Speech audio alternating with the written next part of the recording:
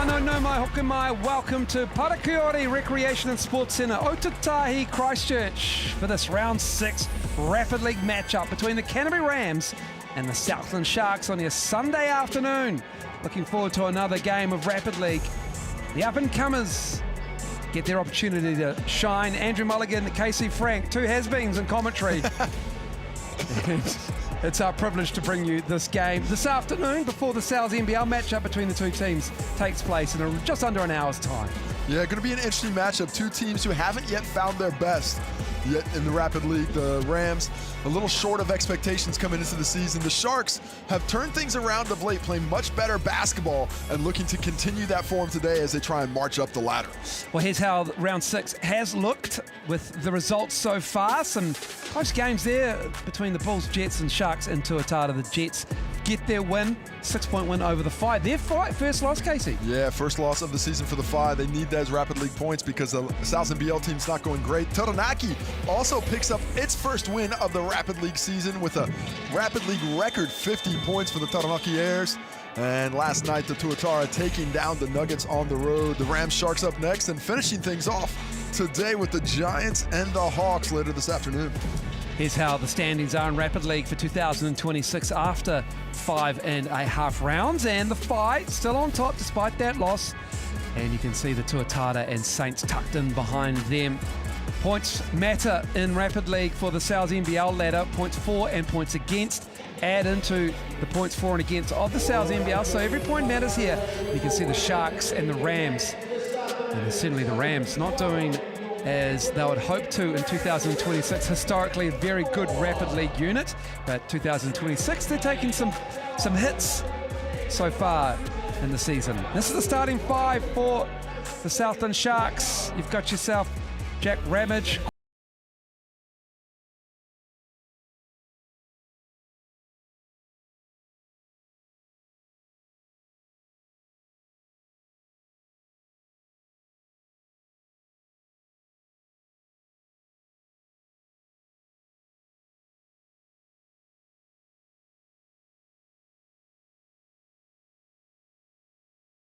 line up for the Canterbury Rams, but this is a league that gets up and down. And they love to get after it on the Rapid League floor.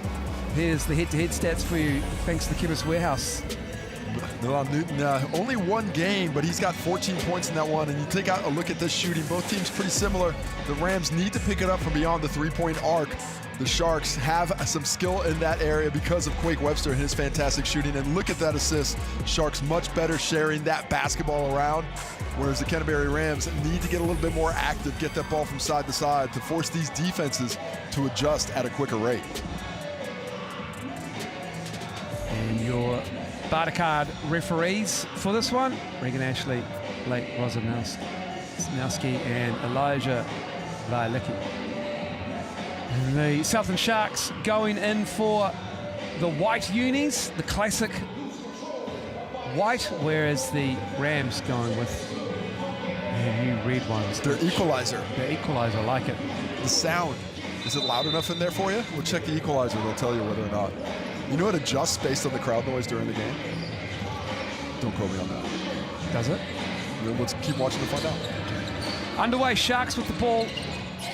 That is Quake Webster up high. Leach gives it back. Wynyard sees a hint of a double. He's just too big as Tautoko Wynyard for Mana Martin on the block. Love that action, a big-to-big screen, but they get a more preferable matchup for Tautoko Wynyard in the post, and he goes up strong, patient and strong. That's exactly how he needs to play today. Costello finds Martin, and Wynyard cleans it off the front of the rim. Burtonshaw with the ball in hand. He's a guy who I think could get pretty active. He gets a little bit more aggressive, but just hands it off there. Webster attacking. Try to put it up for Ledger, and Ledger gets it back behind the back. And he gets it back, and he puts it up and in. That's pretty from the Sharks. They put on their fancy pants today, behind the back to the lob. Both players looking out for one another. Driving is Brody Cooper. It comes off a Rams hand, and took the opportunity there, but I just thought Cooper might have been able to just go up with that one, might have been able to shoot it. Instead, he goes for the extra pass, ends up being a turnover. I think both teams need to be a little more aggressive looking for their shot off that initial action. Looking for the handoff, broken up nicely by Martin.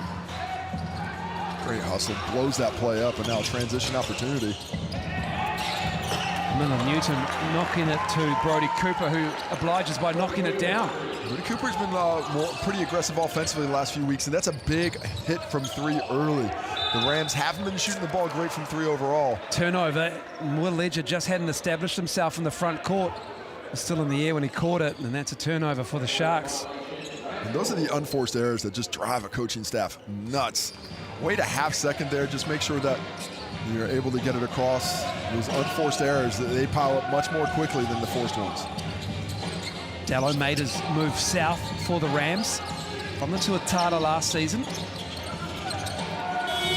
And the shot clock expired. Just no awareness there from the young Rams team. Yeah, and not a lot of ball movement getting to play. The defense to shift from side to side, just kind of kept things on the top of the key in the wing. Didn't force that defense to adjust at all, and therefore couldn't get any penetration late on that shot clock.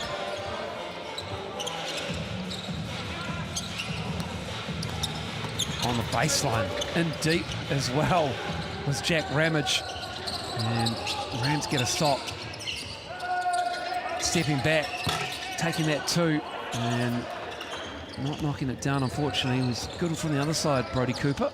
This is on that one there. Webster. Rams doing well to extend this defense, but the Sharks need to get more aggressive to counter it. That's a hard show from Patton. And two shots coming up. And probably don't need to show that hard on Quake Webster that far out. You really want to save a show like that for a penetrating guard that is really trying to attack you. Webster more likely to look for that jump shot, and because of that over-aggressive show, kind of set up the Sharks on the second side for Burtonshaw to have some lanes. Doesn't hit the first from the Chemist Warehouse stripe, but he'll give it a go on the second time. Played 12 games for the Sharks last year in Rapid League. Led their unit in scoring. Played for the Taranaki Airs as well. 0 for 2, but maybe the third time's the charm. Line violation balls. Got to establish this early, people. You cannot just have line violations go unpunished. Yeah. This is important. As you can see, the integrity of the lane was kept on that one. I want to make sure that the integrity of the lane is kept at all times.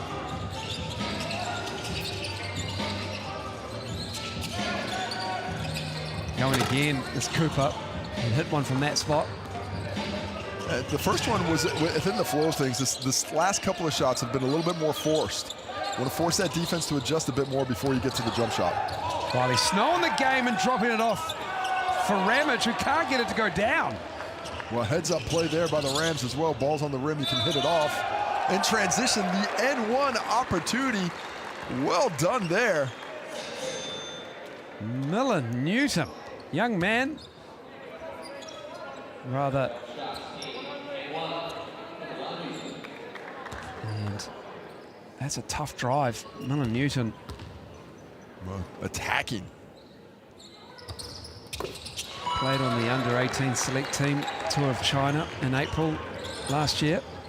At 29 for Shirley Boys High in their 2025 secondary schools grand final win against Christ's. That would have been a big grudge match between two Christchurch schools. Quick spin by Ledger. He gets the N1. Nice footwork, drop step. Will Ledger to the Chemist Warehouse stripe. Nice response. And I like Will Ledger when he's a bit more aggressive. When he gets that ball in the post, he's got a good size advantage there, and the quick spin on the baseline. Help was supposed to come from that baseline level, doesn't come quick enough, and because of that, Will Ledger gets the old-fashioned three-point play from the Chemist Warehouse stripe.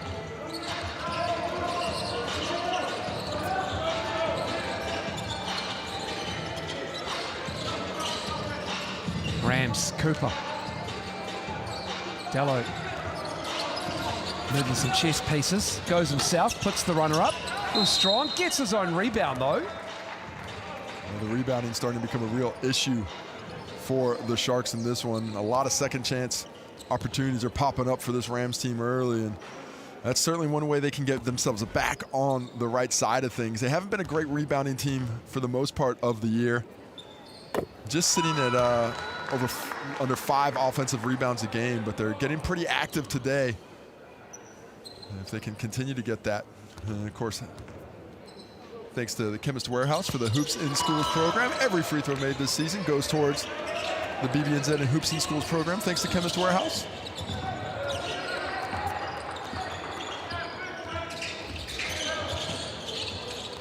Time winding down here at 15 seconds, about 2.5 second differential.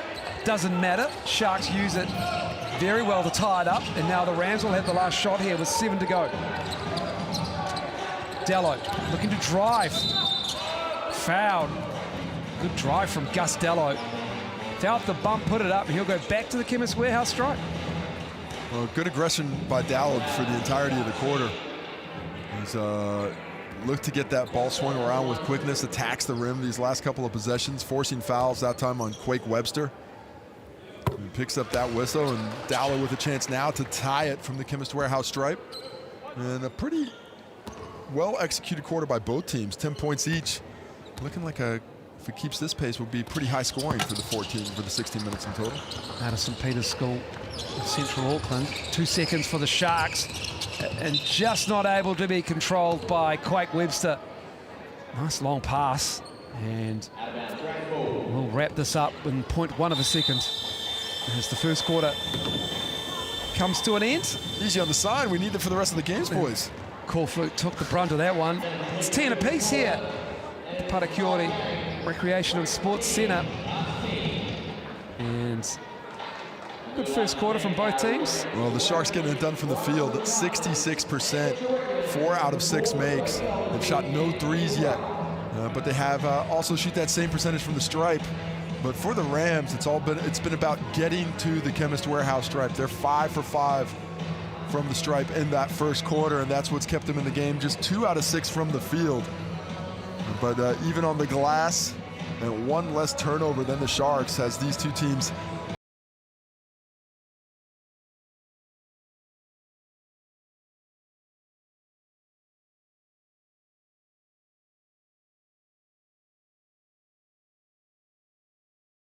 the QR code to go straight to it. Do you know what's good about the cup pepperoni rolls? It's because it retains the oil. Is that what it is? The cupped goes up and gets crispy on the sides. Yeah. You love a cupped pepperoni, a little bit of crispiness to it. The flavor. This is a new Kiwi tradition, is Sunday pizzas. It is. From Sal's. Yeah. I've heard many families across New Zealand talking about the tradition. They do. They've gone away from the roast. It's like Taco Tuesdays, but Sunday Sal's. Yeah, Sunday Sal's. Let's do it. I think that's a new campaign. I think it is. Other days too, though, because they're a good sponsor. Yeah, they are. The other 6 days. Dello. Strong, but an offensive board. And the Sharks just not rebounding. They got to get that contact early and often. Right now, they're just a little too passive on this end of the court. Oh, nice work. Mana Martin just almost dunked it basically on the baseline there. Well, Patton does a nice job of tying up Wynyard so he can't get to that action. Almost sort of a Gortat screen without the roll action. That allows him to get that finish. Wynyard off the glass and in. Why was he looking at the pass is what I want to know. Now the Gortat screen popped up during the week in the NBA. And Gortat's back. That's when you screen the defender away from around the hoop. So you open up a lane. Newton again with a fantastic finish there. Putting on the points, getting it done. The Gortat, it's a little different when it's against Wemby because that's just kind of a fight. Yeah, that is. You're just beating somebody up and hope the whistle doesn't get blown. Ledger for 3. Well, that looked good. Wynyard, great work on the glass. That's a fantastic box out. Had Patton completely pinned behind him. Patton had no recourse other than to foul. Take another look at. And here it is. Look at this screen there. Bang. Look at that screen. Seals it up. Yeah. That's a great replay there. Thanks for that in the booth. And that's exactly what you want to do. Seal him up. Gives him that range. Mana Martin, the recipient for 2. Ledger gets the roll. Ooh, Ledger finding his offense here. Well, he's a guy that I'd like to see in the Rapid League especially. Just go out and let it fly. Because he's a talented multi-level scorer. And I just think he needs a few more reps to get that confidence in it. His cousin is in the WNBA, don't you know? Well, that should make him even better. Charlize, of course. Crystal Ledger Walker, a colleague of ours, a friend. A friend? Wow, you've moved up in the world. A co-commentator. Now you've moved up. Well, I actually just, yeah. Maybe I'll just go with colleague. Yeah, fantastic to see Charlize playing well. The Ledger family. It really is. Basketball is all important. Wide open. And can't capitalize. Done, Martin. Martin's hustling everywhere. Miller Newton's three was off, but Martin trying his best to try and save that. Martin's a guy who's had tremendous scoring outbursts here in the Rapid League a season ago. Hasn't been able to find that freedom this season. The team not quite as deep, so he's getting a little bit more attention, but he still has that ability to pop off. Earnshaw doing all he can. He finds Ledgers, and that three is off. Ledger going with that step back there, created the space, but couldn't get it to drop. Rams waiting to score, but they're going to do it from the foul line. They're already 5 for 5. And Miller Newton looking aggressive here in the first half of Rapid League. He'll go to the Chemist Warehouse stripe, shoot two. It looked like there was a ton of movement there by Wynyard. Did not see if that foul was on him or if it was on somebody from behind, but either way, off to the line. Newton's aggression is rewarded. Second leading scorer in the game right now, leading scorer for the Rams. Scan to apply, but not Tasman, Canterbury, and West Coast. That region closed on Friday. Next region will open up in June, but there's more information at the QR code if you want to check it out and be ready when it does open up. All thanks to the Chemist Warehouse and BB&Z, the Hoops in Schools program, putting hoops in schools near you. So Rams lead of 1. Thanks to the foul shot of Newton. Good defense from both teams so far in this game. More hands from the Rams. Dallo pushing it. Martin can't quite reel it in. Unfortunate there, and when you're kicking that ball ahead, you really only want to toss it when he's got that advantage, and it really hadn't been created yet. I would have liked to see Gallo maybe go a little bit further with the dribble, try and force those defenders to find him. Instead, turnover. Sharks have a chance to take the lead once again. They need a bucket here in the second quarter to the Sharks. Earnshaw dropping it off, and just like that, it's Riley Snow on the baseline. Riley Snow's been moving really well without the basketball lately, and they've had some great action out of that corner cutter a couple of times already in this one. Crossover. Dallo kicking it out. Good ball movement. Mana Martin with his feet set, too strong. Wynyard using that big frame of his. Do like that offense by the Rams, though. The ball went through hands, forced the defense to react. Just couldn't get the finish at the end. The three-point shot, once again, difficult for them to find the bottom of the net.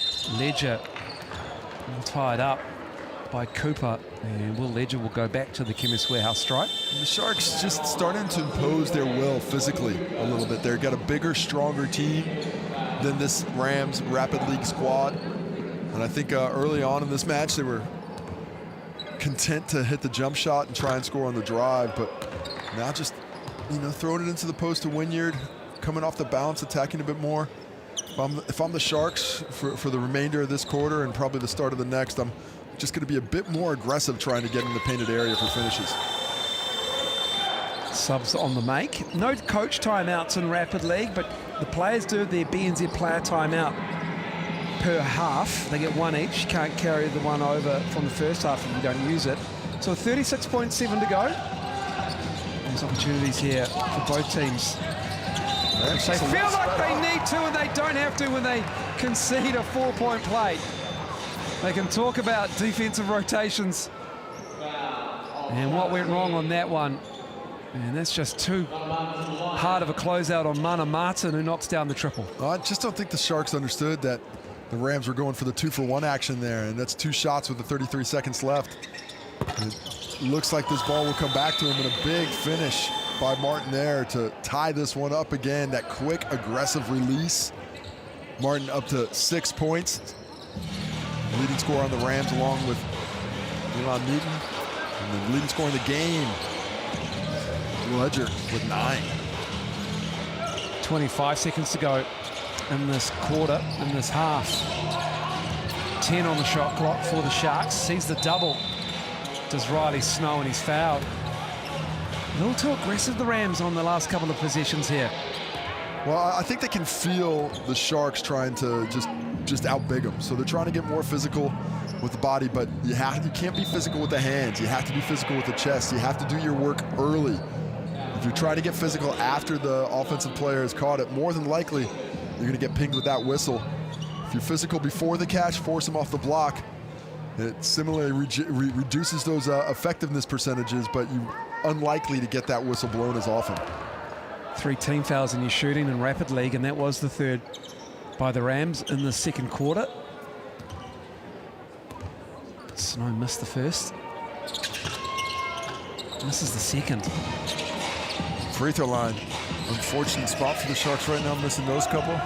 4 for 7 overall now. Shot clock is off. Rams can have the last shot here. Mana Martin, Ledger on him, down to 2 seconds. Mana Martin, Dallope has to put it up. That's good defense from the Sharks. Hold their nerve.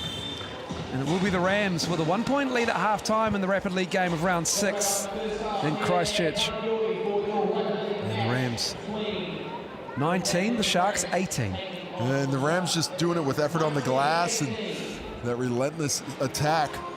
Got 5 offensive rebounds in the opening half. And we see the little bit of the razzle-dazzle behind the back to the lob. But the response was quick from the Rams. First, Cooper with 3. Then inside on the attack was Newton, continuing to drive the range. Will Ledger responded with a strong post play. He's the leading scorer in the game with 9. Dane Burtonshaw got to his spot, got the lift.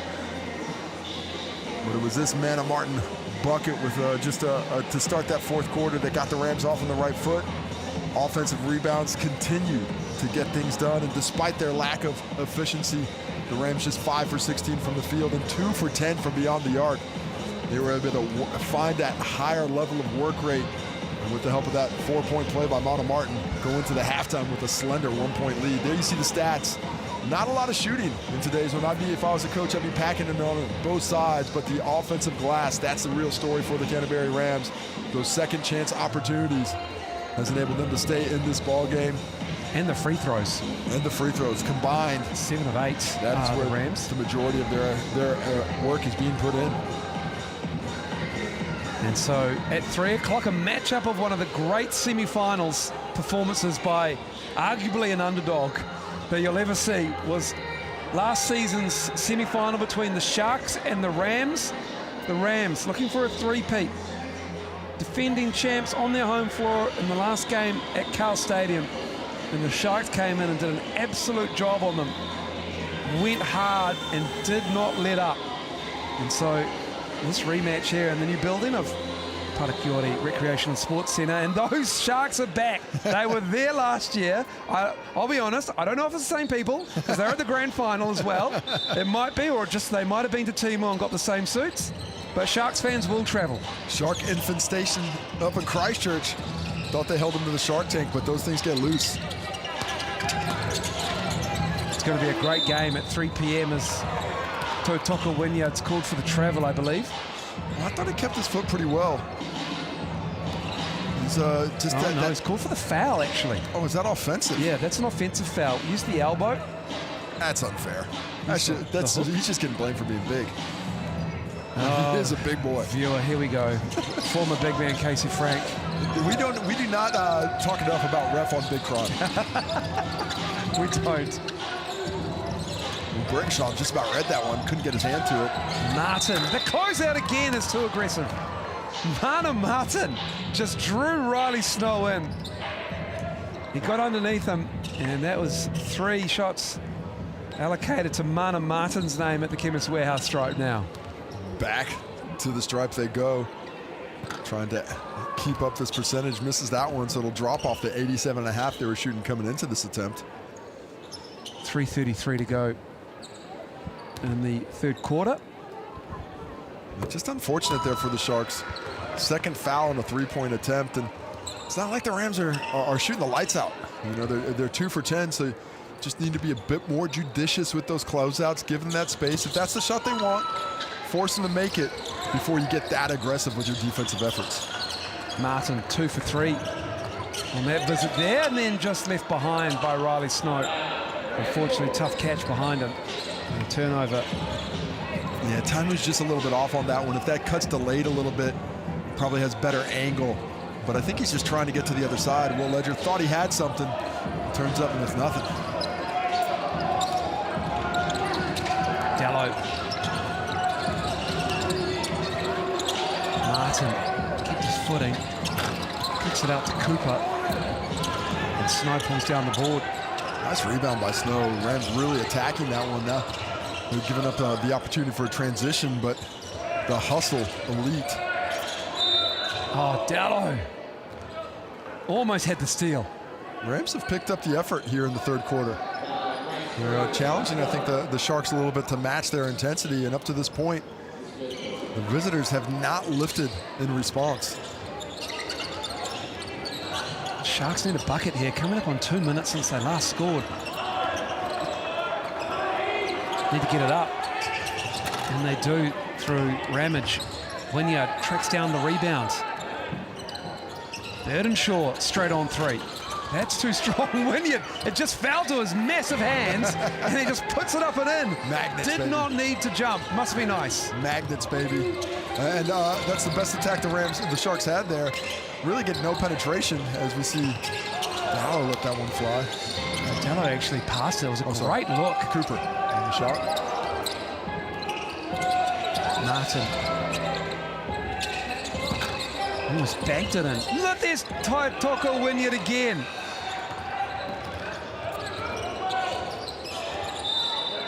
Wynyard with 7 rebounds. And we've got a foul. That'll be shots, because that's the 3rd team foul here by the Sharks. We're going to get to it. Somebody's got to notice. Apparently it's just the second one. I was ahead of myself there. The next one, both teams will be in the bonus from either side as Ledger. Good defense by the Rams there. I believe it's the same people. I think they've got autographs on their hand fins. Finny hands? Finny hands? It's like Edward Forty hands, but different. It certainly is, Casey. Nice board there by Snow. 3 red jerseys around him. He's the one who forced possession back to the Sharks, but can they take advantage and see the lead for the first time in the second half? When shades of a double come back and forth. Ledger lets it fly, can't get it. Riley Snow down, did it come off? Oh no. Cooper, it looked like it came off his leg or his foot, but referee was right there. He saw it all, and that will be Rams ball. Yeah, I think that one might have been a little 50-50, didn't go the Sharks' way, but the effort on the glass has been excellent here in the second half. Again. You are kidding. A 3rd 3-point foul. Oh, on Mana Martin. Mana Martin just as an expert. Mana Martin's just 1 for 4, but and he's getting hit. He's not flopping. He's not got an SGA on it. He's not drawing these fouls. He's legitimately taking these attempts. And look at that. yeah, just not giving him that landing space. You just have to be so aware. It's Riley Snow again. Back when I was playing, you could just put your foot underneath the jump shooter, and it was okay. It was just called, yeah, watch out, bud. Zaza. Good luck to you. But now, thankfully, they're a little bit more protected. Mana Martin making that. And Canterbury Rams have got a lot of points from the foul line.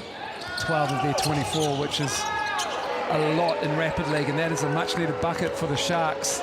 Sharks Ramage. just need to be more aggressive with that pass against the zone. Get that penetration. That's what's working for him. Riley Snow, he checked his landing spot on that defense there. That's the way to make an adjustment. Tipped around, Martin with it. Crosses half court. Sharks get back. Cooper. Nice spin. Wynyard was there, slapped away. Patton showing some real nice moves there. got to the cup but couldn't get the finish because of the size of the defenders. Martin again, he's been excellent in this game, 11 points. And he's got active hands.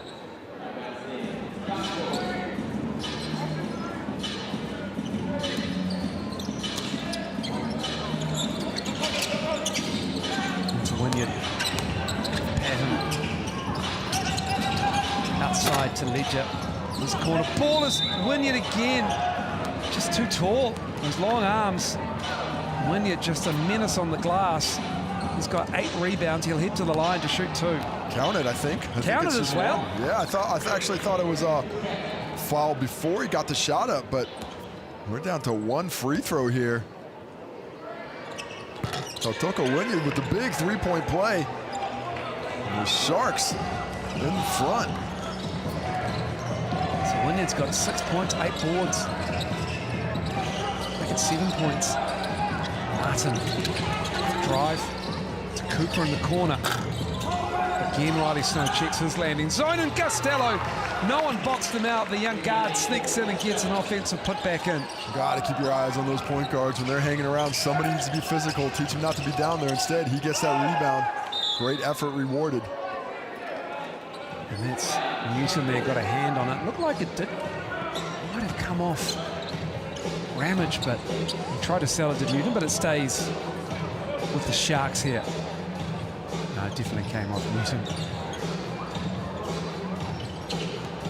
5.5.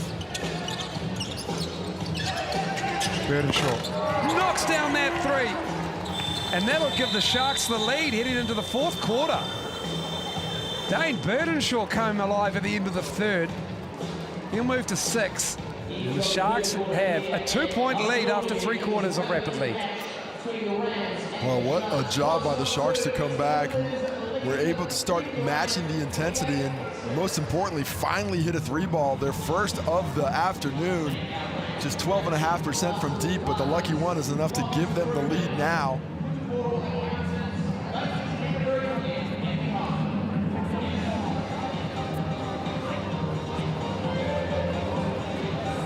As we see, take a look at the stats overall, Will Ledger dominating offensively for the Sharks, 12 points for him. Wynyard in great support with 6 points, 8 rebounds. And the offensive glass has been what got the Sharks back in that time, and Tautoko Wynyard leading the way there. 4 offensive rebounds, half those attempts coming back to him. The Sharks have missed 10 shots, but they've gotten 50% of those coming back. That's a fantastic work rate.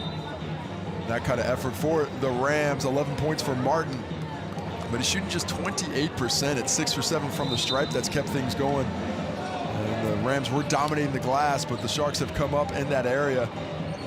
Rams are going to have to find a way to physically respond here in the 4th quarter against a Sharks team that's starting to impose their will. 4 minutes to go in this Rapid League game. Sharks with a 2-point lead. Rams ball to start the 4th. Dallo puts up a runner, 15-footer. Burdenshaw closed out the 3rd with a 3, gives it up ahead. Excuse me, it's Ledger to Burdenshaw. He misses. I like this from the Rams, a bit of pace. That's a good counter for the size of the Sharks. Trail 3. And that's off from Patton. Rebound number 9 for Wynyard. Looking at a double-digit rebounding game in Rapid League, always a rarity. Wedge to inside to Wynyard. And that will be Rams ball off the hard rebound. Nice to see the effort of Patton in there. Giving a bit of bulk, but he's using his body to try and make things difficult on the catch on the interior. Rams with another chance to try and tie things up or take the lead if they can get a little bit of offensive action.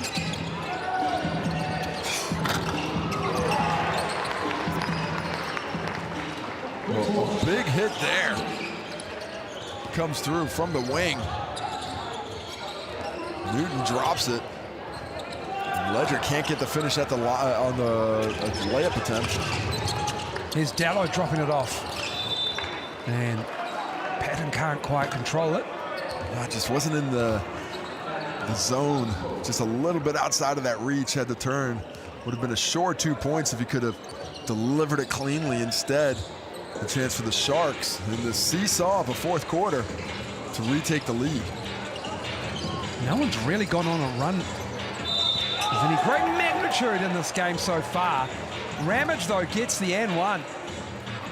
He's 1 for 6 from the field prior to that make, but timeliness is all you need. The drive takes the little bump. Nice body control as he's still shooting with the right hand and gives himself the self-5. Just happy to finally see one drop. Can he make it a 2-point lead? He can't. Iron unkind from the stripe, and the Rams in response pushing the pace. That's pretty happy with the steps. Nana Martin stepped too many times. Looking very Penguin-like with the happy feet. Sharks 1-point lead. Biggest run they've had is 6. Biggest run the Rams have had is 5. 2:30 to go. Wynyard up high with the screen. Drop off from Webster. The kick out. Ramage left it behind. Taken away by Newton. Newton, just a second game of rapid this season, and he's fouled going to the cup. He'll go to the Chemist Warehouse stripe to shoot 2.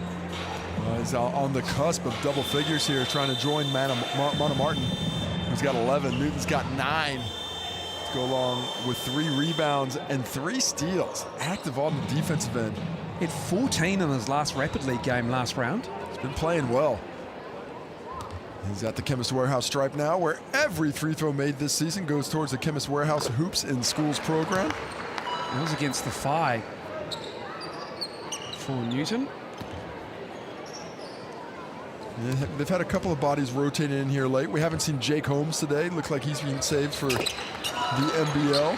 And of course the Rams, or Sharks rather, having Keelan Boone come off the bench. He's not eligible. Not eligible for Rapid League, so just the one off the bench for the Sharks as well.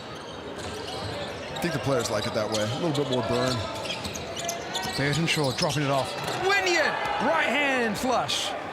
They've got really good action attacking that left side of the zone, and the movement from that baseline, either out of the corner, that time from the dunker spot, and he did exactly that. Totoko Wynyard with the power. Cooper on the weak side knocks down the 3. Down to seam in the Southland Sharks defense. Well, he hadn't hit a shot since the very opener.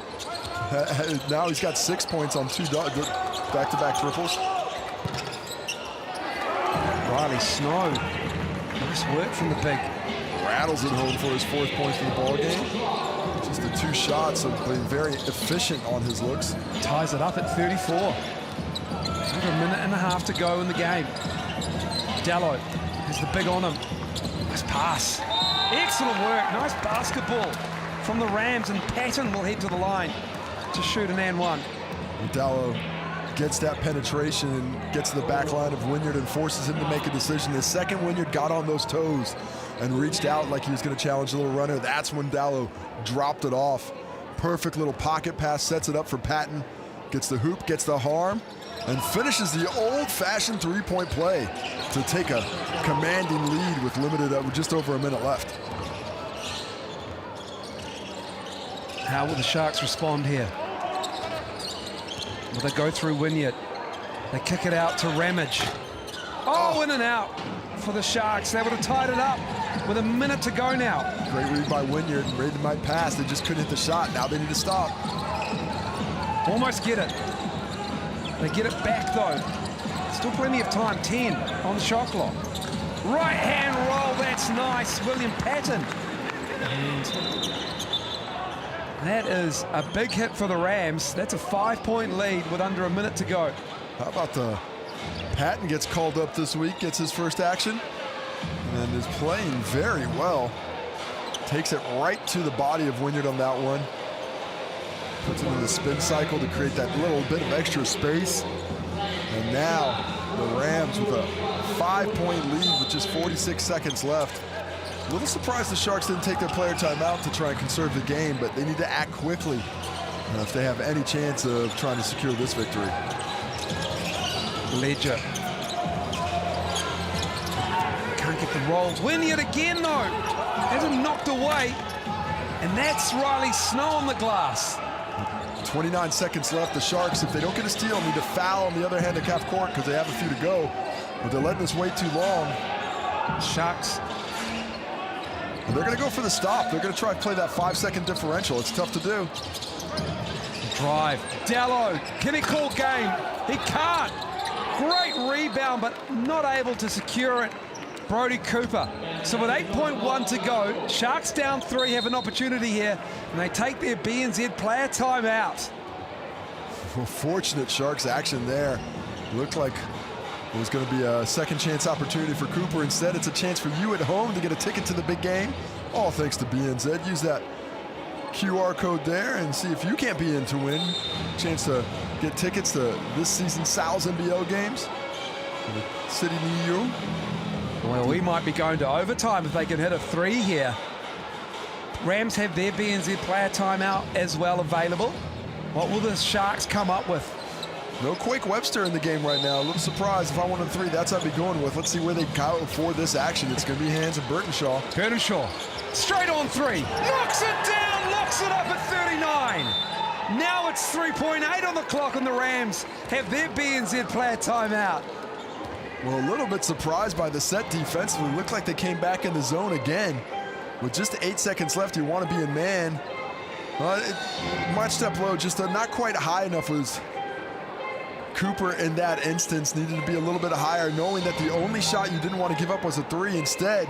That's the only shot they do give up. The Warriors had the elevator play. That was like the gates opened, and they screened the defenders away from Burtonshaw. Now it's the Rams' turn. Who will be the hero for them? It's going to be Martin to call game, and he's off the back of the iron, and they'll go straight to overtime. 1 minute to decide the winner here.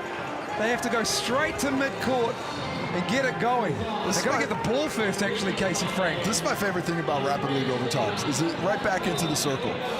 There's no time to rest, get it done, get things going. Well, the starters want to get warm for the game that's coming up at 3 p.m. local. Well, they better encourage this one to finish fast, because we're right back into the action. Another overtime win. Fouls reset, and no BNZ player timeouts carry over into overtime. So there are 0 BNZ player timeouts left. Will be Sharks and Burtonshaw.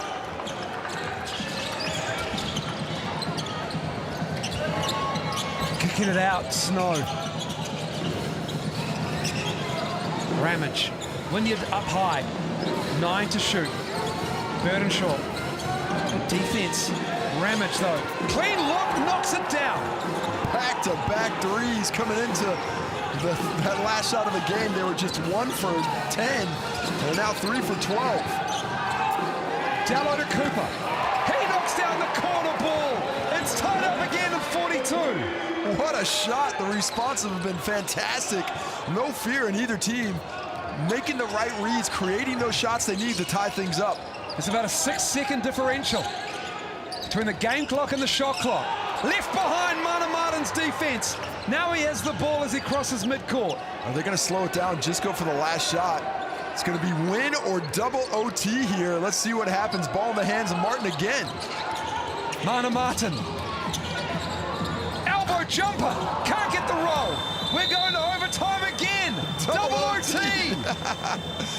What does it mean? It means these guys are going to be tired. They were ready to be done. I think we've only ever done a double OT game once before. Giants Tuatara maybe? Or Tuatara Saints last year. I think there have been a couple. So this we have never reached the hallowed grounds of triple OT though. Let's do it. We go again. Burtonshaw. Double OT. Burtonshaw. Clock wasn't running properly. Hadn't started in venue. We'll go again. Or they just... Are they going to re-jump it? Are they going to wind it down? The shot clock was on. Because that would be a bit unfair to the Sharks, who did win the jump ball. But it is a correctable error. No harm, no foul. Just bring it back up. Oh, not the clock issue in the 1 minute overtime. We'd be halfway done. There we go, 55 seconds, ball. So they're going to have about 19 seconds left on the shot clock to get something done here. Well, that had wound down to 19, so yeah. It's good math. 42 apiece. That math was mathing. It mathed out. left up. Burdenshaw. Back to that post. Just puts it up high. Strong, real strong. And then rather late whistle, but he was pushed around a lot by Patton, who's had his hands full. That is for sure. And that's what you do against a bigger, stronger player. You keep fighting until they blow that whistle. If they're going to let you get away with it, it's not a foul. No Ihaka Kate today as well for the Rams. He's an influential figure for them off the bench. Burdenshaw. Down to Wynyard. 4 to shoot. Ledger. Good close out on him. Nice rebound. Big rebound there. Now, not much difference. Only about 5-second differential between shot and game. I'd probably slow it down if I'm the Rams. 12 seconds. Cooper pulled the board down, can't get the 3. Off Ledger's head, manages to re-get it. Here come the Sharks, up ahead. Ramage has it. Chance for the Sharks to win here. They'll have the last shot, will they? Burdenshaw. Not the illegal screen. It's a foul on Wynyard. Oh my. 3.8 to go, Rams ball. Called the illegal screen. I thought he had gotten out of the action and just rolled down. But we'll take another look at it. Oh, to me, he's not set in the right position, but he's not out of the thing. Let's see the finish. Dello for the game. Can't get a triple OT. Triple OT. It's triple OT, Casey Keep it Frank. going. The hallowed ground of triple rapid league overtime. Keep it going and going and going. Triple OT. I think this is the first triple OT in the history of the Rapid League. I love being a part of history. And yeah, I think we need Mike Lacey to confirm for us, but I'm pretty sure. We go again. These guys did not expect a full extra quarter of basketball in the Rapid League today. And we got a clock issue to start us in the third overtime. Well, it's nice the second time. Let's do it one more. It's just a repeat. Bring it back. Deja vu, baby. Doing it all over again. Sussed out. There's the 6 seconds. 18 on the shot clock. Are we going to get quadruple overtime? Oh, I hope we go 5. Burdenshaw. Send us to overtime with a 3. That felt like last week. Ramage just comes up short. Now transition opportunity. Knocked away. Rams still have it. Martin knocking down that triple. Will that be enough for the Rams? Rams have picked up the pace in the overtimes. They played a little bit faster. Now the Sharks are quickened because they know they need a bucket. Into Wynyard. Snow. Ledger. 9 to shoot. Still plenty of time. Burdenshaw. Can't lock it up. Offensive rebound for Ramage. Here's Ledger again. Has to be a 3 now. Down to 8. Ledger. Wing 3. That's too strong. Wynyard. Snow has it again. The Sharks. Will they tie it up? They can't. The Rams just need to control it. They can't. No one can. We're done. Rams win triple overtime Rapid League. Whoa! What a spicy finish there. Multiple efforts by Totoko Wynyard on the glass go unrewarded. The Rams finally able to hold things off thanks to the big hit by that man, Monta Martin. 14 points on the day and secures the 3-point victory, their second of the season.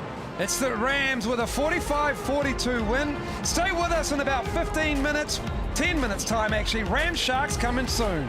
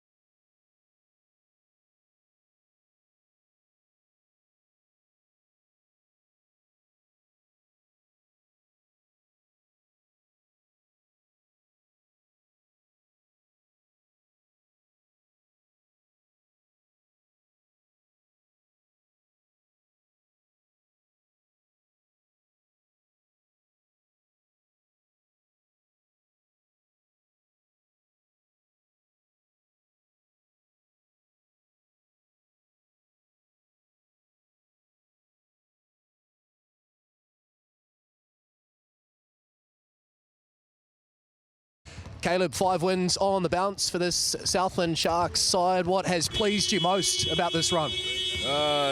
Really just our unity. I feel like we're together, even though last year we were together. I feel like even now, this year we're getting a little more closer, I feel like. So unity is probably our strength right now. Last time you were here,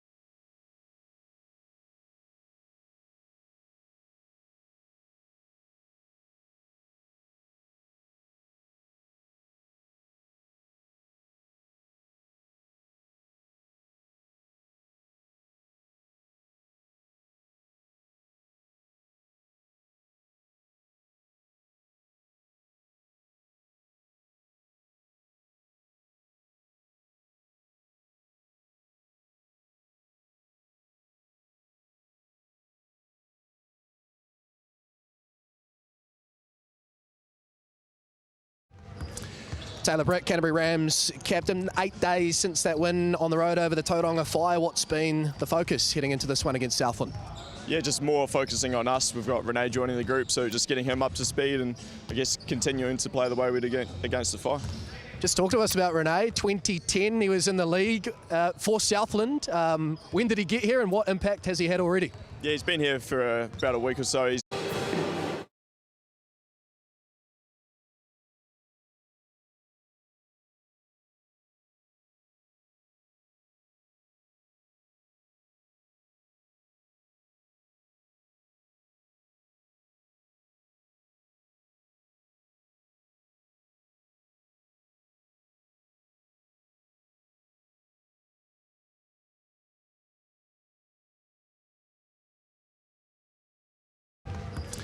Taylor Britt, Canterbury Rams captain, 8 days since that win on the road over the Tauranga Fire. What's been the focus heading into this one against Southland?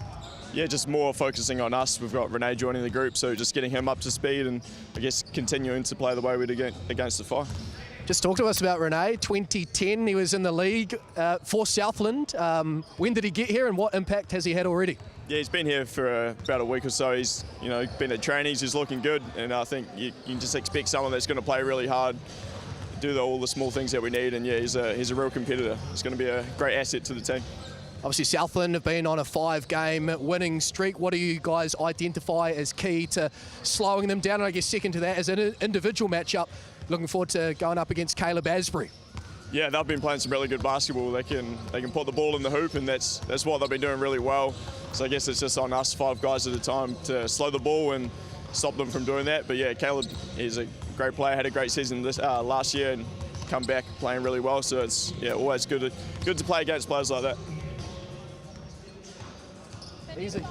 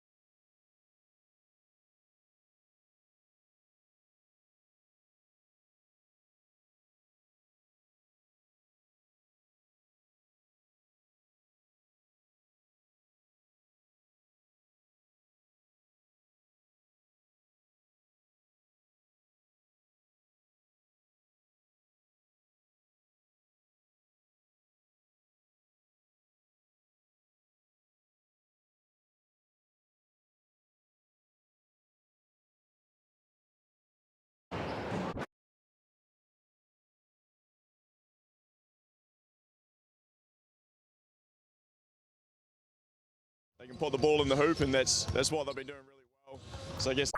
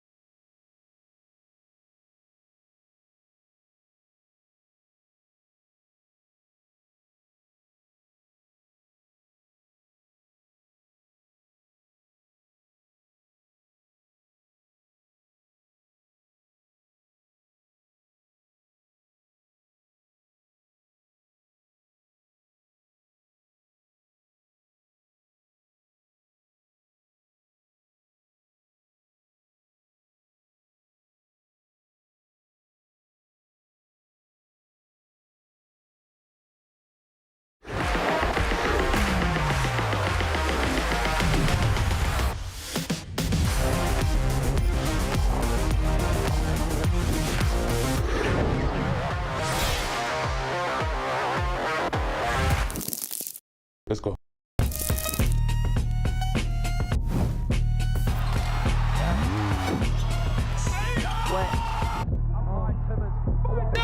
Punches it down the two. Don't. And if you think you finna come up this, you won't. Splitting the defense, finding Jalen Jarrett. And here's Boone for three in the corner. Knocks that down, that's his spot.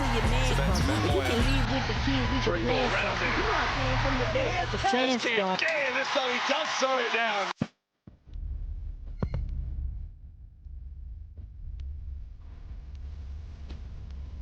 Kia ora te whānau, nā mai hoki mai, welcome to Parakiore Recreation and Sports Centre in Ototahi, Christchurch.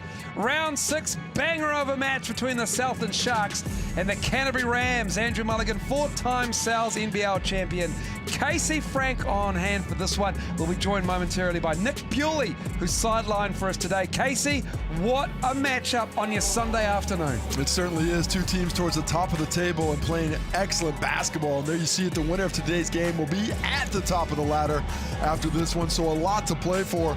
But it's not just about this season. This goes back. We saw some of those highlights from previous seasons, but it's just a year ago that things got a little bit testy towards the end of the season between these two squads. Well, it all comes from a renewed rivalry, a renewed focus by the Sharks to get back up into the title contention, the aspirations. Well, it became contention last year when they came into Christchurch in the old stadium, Cal Stadium, and lay a beat down on the Rams, eventually winning by 19, 101-82 in the semi-final. But they were the underdogs. The two-time reigning champs, the Canterbury Rams, were looking for a three-peat, but the Sharks came in and just absolutely did the job. And they came in with receipts. They came in with all those announcers, namely me, who had been doubting them from the preseason. They remembered who thought they weren't going to make the finals, and they played with that chip on their shoulder. They're not the same level of underdog this season. Without a full squad, they're already looking like one of the stronger teams in the competition, but they are a team that has to play well to win, especially on the road against the Rams team that's is thinking a little bit about last season and how they would like to get a wee bit of payback because of it. You can have a say as to who you think will win the game. The Sharks, favourites at the moment on the road against the Rams at 60%. But if you use that QR code, it'll take you through to yourshout.vote and you can have a say on what is going to happen.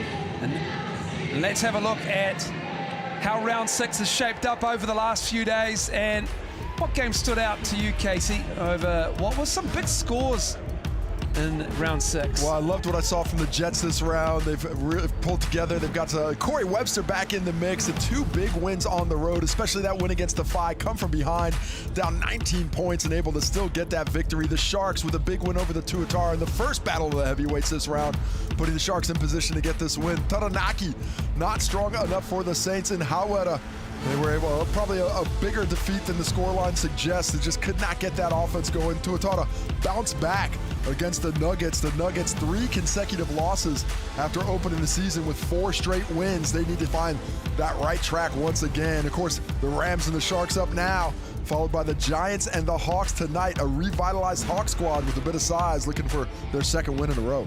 Well, that's how it looks at the moment, but the winner of this one will go to the top. It's the 6 teams that make the playoffs, and at the moment the Bulls there at 3 and 5. Plenty of water to go under the bridge in the NZNBL. And some teams in contention, the Hawks still in contention. No one's writing the Hawks off. They look good. They've got their win. They need to build momentum. Can they do it after this game? Same with the Giants as well. All right, let's go to Nick Bewley. And Nick, a nice addition for the Rams, and a timely one at that, with Todd Withers out for today's game. Yeah, good afternoon, Miles, Casey, and to all the viewers here. You're bang on. A timely addition indeed. A bit of a blast from the past. Rene Rougeau, at 40 years young, parachuted into this Canterbury Rams side, straight into the starting lineup. Most recently playing for the Helsinki Seagulls in the Finland League. Now, if you're thinking, particularly our viewers in the Deep South, Rene Rougeau, that name sounds all too familiar. You're bang on. 16 years ago in 2010, Rene Rougeau started his professional career as a Southland Shark, so a nice moment for him here today. Highly regarded two-way player, particularly for his defensive qualities, in actual fact made the All-Star 5 for the NBL in 2010. So looking forward to seeing Rene Rougeau out here at Parakiore in a Canterbury Rams uniform, and I caught up with him a little bit earlier. Rene, welcome back to New Zealand. What, 16 years between drinks? How does it feel to be back here in Aotearoa? Oh, it feels great to come back where it all started for me, especially the first weekend being here in Christchurch. So it was a great city. I definitely remember Christchurch. It was a very intense team we played against. So it's only right to come back right before playing my old team. Yeah, how did this all come about? I mean, we literally just finished the bronze medal game, and the next day I had got the offer, and it was too hard to pass up, to be honest with you. And honestly, one of the best situations I've been in, so very thankful they believed in me. not only full circle in terms of where your professional career started, but in terms of a Rams debut against the very team you used to play for. That must be pretty special too. Oh yeah, I think that was a sign. It was too hard to pass up in the sense, I know the Sharks have been playing really good. I've definitely been keeping up with them through the years, keep in touch with a lot of old teammates. So it was a great opportunity, and very thankful to come out here, and such an honor to play against my old team. Well, yeah, Rene Rougeau, 6'6", 40 years old as well. He's a man. He's 40. He's 40. Come at him. He's a man. The Sharks, though, come into this game, and they are putting it together with Jonathan Yim. 5 straight wins. They've been playing great basketball since they got the majority of their lineup. Remember, this isn't even a full-strength Sharks team. They still have Tobias Cameron to come. Max Darling hasn't been able to suit up this season because of his calf injuries up to this point in the season, but still such a strong squad. Look at that starting lineup. Rylan Jones has been playing fantastic basketball. Tukaha Cooper, Braden Inger, Caleb Asbury, and Sam Timmons. He's the foundation piece. He gets everything going for the squad. He keeps things at the back line of defense, is scoring in the post, but they have so many weapons, and that's without even mentioning Keelan Boone coming off the bench. This team certainly looks like they're going to be there or thereabouts come the end of the season. Now for the Rams, they are great on the offensive glass.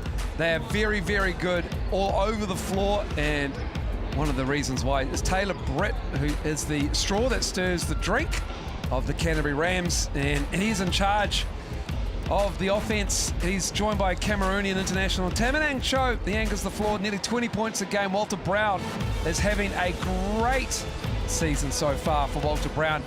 And Rene Rougeau comes into the league 16 years after making his debut. And Jack Andrew, the Tall Black centre, he's shooting 67% from the field. And let's hear from Taylor Britt, who caught up with Nick earlier as well. Taylor Britt, Canterbury Rams captain, 8 days since that win on the road over the Tauranga Fire. What's been the focus heading into this one against Southland? Yeah, just more focusing on us. We've got Rene joining the group, so just getting him up to speed and I guess continuing to play the way we did against the Fire. Just talk to us about Rene. 2010, he was in the league for Southland. When did he get here and what impact has he had already? Yeah, he's been here for about a week or so. He's been at trainings, he's looking good, and I think you can just expect someone that's going to play really hard, do all the small things that we need, and yeah, he's a real competitor. He's going to be a great asset to the team. Obviously, Southland have been on a 5-game winning streak. What do you guys identify as key to slowing them down? And I guess second to that is an individual matchup. Looking forward to going up against Caleb Asbury. Yeah, they've been playing some really good basketball. They can put the ball in the hoop, and that's what they've been doing really well. So I guess it's just on us 5 guys at a time to slow the ball and stop them from doing that. But yeah, Caleb is a great player. Had a great season last year and come back playing really well. So it's always good to play against players like that. Well, Taylor Britt, he is an excellent player, and he is the Tall Blacks point guard, and he has had a season so far for the Sharks. Caleb Asbury in his 3rd season with the Sharks, rather Taylor playing for the Rams, of course. Caleb's averaging 16 points, 4.7 rebounds a game, and he is also the energy of this team for the Sharks. And Jonathan Yim, he also caught up with Nick earlier. Caleb, 5 wins on the bounce for this Southland Sharks side. What has pleased you most about this run? Really just our unity. I feel like we're together, even though last year we were together. I feel like even now, this year we're getting a little more closer, I feel like. So unity is probably our strength right now. Last time you were here, albeit in a different gym, you knocked the Canterbury Rams out in the semi-finals. How much do you relish these big games? I really don't think about it too much. I feel like it's another game on the schedule, but I know today they're going to come out with a lot of intensity because, they thought that they had us, so I know it's going to be a tough one. And what has Coach Yim stressed off the back of that Tuatara game on Thursday in terms of being critical to getting the outcome you so crucially crave? This is Yim's biggest game. If he doesn't tell you all that, this is his biggest game. He loves playing the Rams. He doesn't, but he loves playing the Rams. So he wants us to punch them first, because he feels like they're going to come in here and punch us first. So that's his thing right now. Great questions there, Nick. We caught him in a lie immediately. He goes, this is just another game. By the way, our coach loves playing this team. So guess what? There's a little bit of extra flavor. There's a little bit of extra seasoning in the pot for this one. Fantastic to see. They all mean something, but some of them mean a little bit more. Well, that semi-final, I've been privileged enough to be in the venue for 2 great playoff games. in Cowes. It was last season, and in 2024, the Airs came to town, and I think it was double overtime. And that was a great game. Like, they come for the Rams teams because they know how well constructed their rosters are, how well coached they are, and they have a target on their back, a lot like the Saints do, especially if you're two-time defending champs, and the Sharks did a great job last year. Yeah, absolutely. You know, for the previous 3 or 4 seasons, the Rams were one of the setters of this league. They certainly set the standard for what teams were trying to accomplish. As we take a look at these 2 great players who are looking to get up on each other, Taylor Britt, he does a little bit of everything. He's lifted his scoring this season up to 23 points a game, but still facilitating at such a great level and doing it with decent efficiencies. But you look at Caleb Asbury, better efficiency, not quite as high a scoring, but he hasn't been tasked with doing as much this season as a season ago, and still has the ability to do other things. A little bit better of a rebounder, more athletic player than Britt, but also a little bit of freedom. He's not that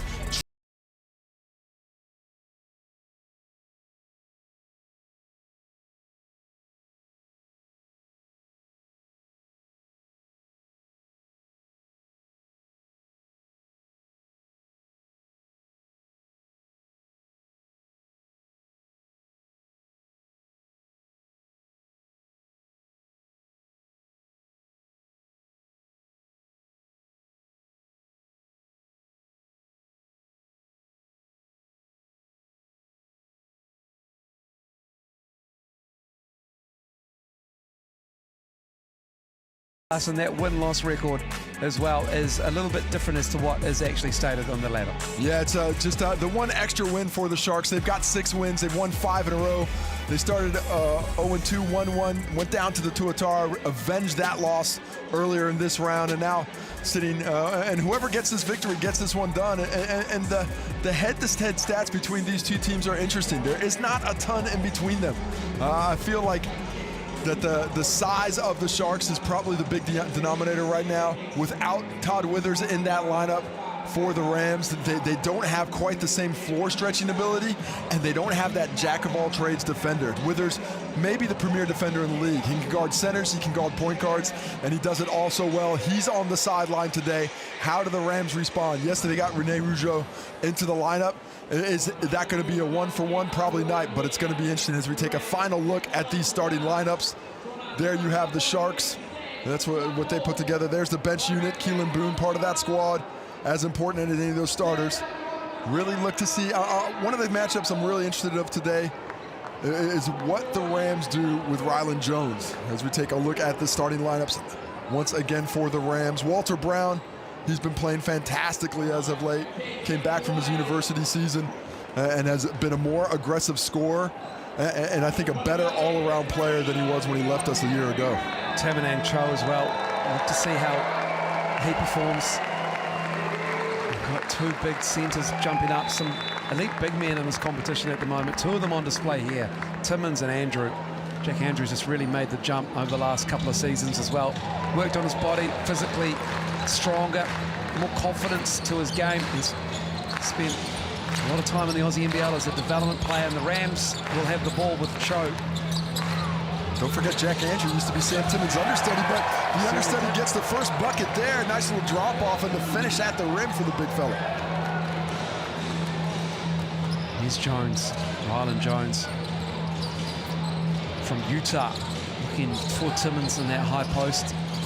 Braden Inga, a Sharks lifer, originally from Auckland. Walter Brown pulls down a rebound. He averages almost 10 a game, Walter Brown. Brenton Inger now 4th on the all-time scoring list for the Sharks, just past Ruben Karangi after the last game. Here's Walter Brown to the elbow with a nice bounce pass. And Rougeau gets the first bucket of his reignited Sal's NBL career. Rougeau, just a player who can do a lot of things. He can play that big spot if you need him to. He can also be out there on the wing. Really similar to Withers in his switchability on the defensive end. Asbury, they close on him. They find Cooper. Oh my, what a look. What an angle from Caleb Asbury. Quite often you see guards drop and whip that pass to the corner for the shot, but coming back up, difficult angle. Got to have eyes in the back of your head to see it. Cooper couldn't get it to drop, but just shows you the passing ability of Asbury there. Cho. Another rebound for Brown. Just snatched out of the hands of Timmins. Aggressive early. Oh, trickery on the drive. Tipped around. Andrew on the glass and one. And the Rams have jumped out here and have had a big say with a 6-0 lead early, and foul already on Sam Timmins. How about that? Multiple attempts. Andrews gets the first one. He gets this one, wrapped it in. Timmins trying to say his hands were straight up, but they were not. They were in that cylinder of Andrews early, and he went up immediately. Does not get the 3-point play, but he does have 4 points already, and a 6-0 lead for the Rams. No Todd Withers for the Rams. Rougeau was going to be probably their third import, but his arrival is timely with Withers out with a hip injury. Britt with the rebound. Empty possession for the Sharks as Andrew. Rams really locked in now. For the three. Rams just look a little bit more locked in. Well, you can tell because the bench is up. You can tell because the bench is up. They're fired up. Yeah. But it's the way they're executing. They're attacking the rim. Right now the Sharks are a little bit passive, soft to their passes. Probably lucky not to have a couple of turnovers. Jones, Inga, corner three. That's good. Bucket needed by the Sharks, and Inga knocks that one down. Just poor defense there. Everybody up and in. That lob pass, nobody there to slow it. Turns it into a 2-on-1 break. They executed perfectly with the Inga triple. Elbow jumper by Walter Brown is nice. 8 points now for the Rams. Light work for Walter Brown. Just comes off that 17-footer, shoot it up. It doesn't even seem like a defender's there. Tukaha Cooper. Dropping it off Timmins, the big man. Too strong. Cooper with the offensive rebound. Asbury. Cho on him. Back to Timmins. Familiar training partner behind the back, and good defense from Cho on the help. And you see that double is coming on the bounce. They're not sending it immediately because they understand that Sam Timmins is a good passer, good facilitator when it comes early. But the second he put that ball on the floor, that's the second game that Temeneng Cho has come and doubled immediately, and he's not quite as adept a passer off the bounce as he is with the ball in hand. Walter Brown spent a year at University of Nevada, Las Vegas, the Running Rebels in NCAA. Last collegiate year. Asbury has that matchup, giving up a bit of size, but he's got the quickness to harass him as a ball handler. Asbury over Brown. Too strong. Settled for a couple of jumpers already. I'd like to see Asbury attack the rim with a longer player guarding him. Cho. The floater. Oh, my. Too strong, and he knew it, so he went up and basically got it. Well read. Unfortunately, couldn't get that tip, but heads-up play. Asbury again for three. Now he's dialed in on that one. Jonathan Yim says, okay, all right. Third time's the charm. I think he said, maybe stop shooting those. And Asbury said, don't worry, I'll get the next one. Once you get one, he resets the clock. He does. Rougeau. Brett on the baseline. Gets it back. Brett on the drive. Rougeau on the glass. Asbury tried to sell that one. Maybe if he didn't sell it so much, he might have got the push-off call on Brett. Taylor Britt, he's been in the gym, but he ain't been in the gym that much. That is, he just bench pressed him if he hit him there. Those guards are too light to send anybody flying like that. Timmins on the low block. There it again. There's the double. Once he put the ball on the floor, and Cooper with the crossover. Rougeau with the defense. Oh, Cooper, I think he gave up an open shooter in the corner. Inger already had one from the opposite corner. That's probably one you want to kick on. Brett, those two would have gone at it in breakers trainings in Mairangi Bay.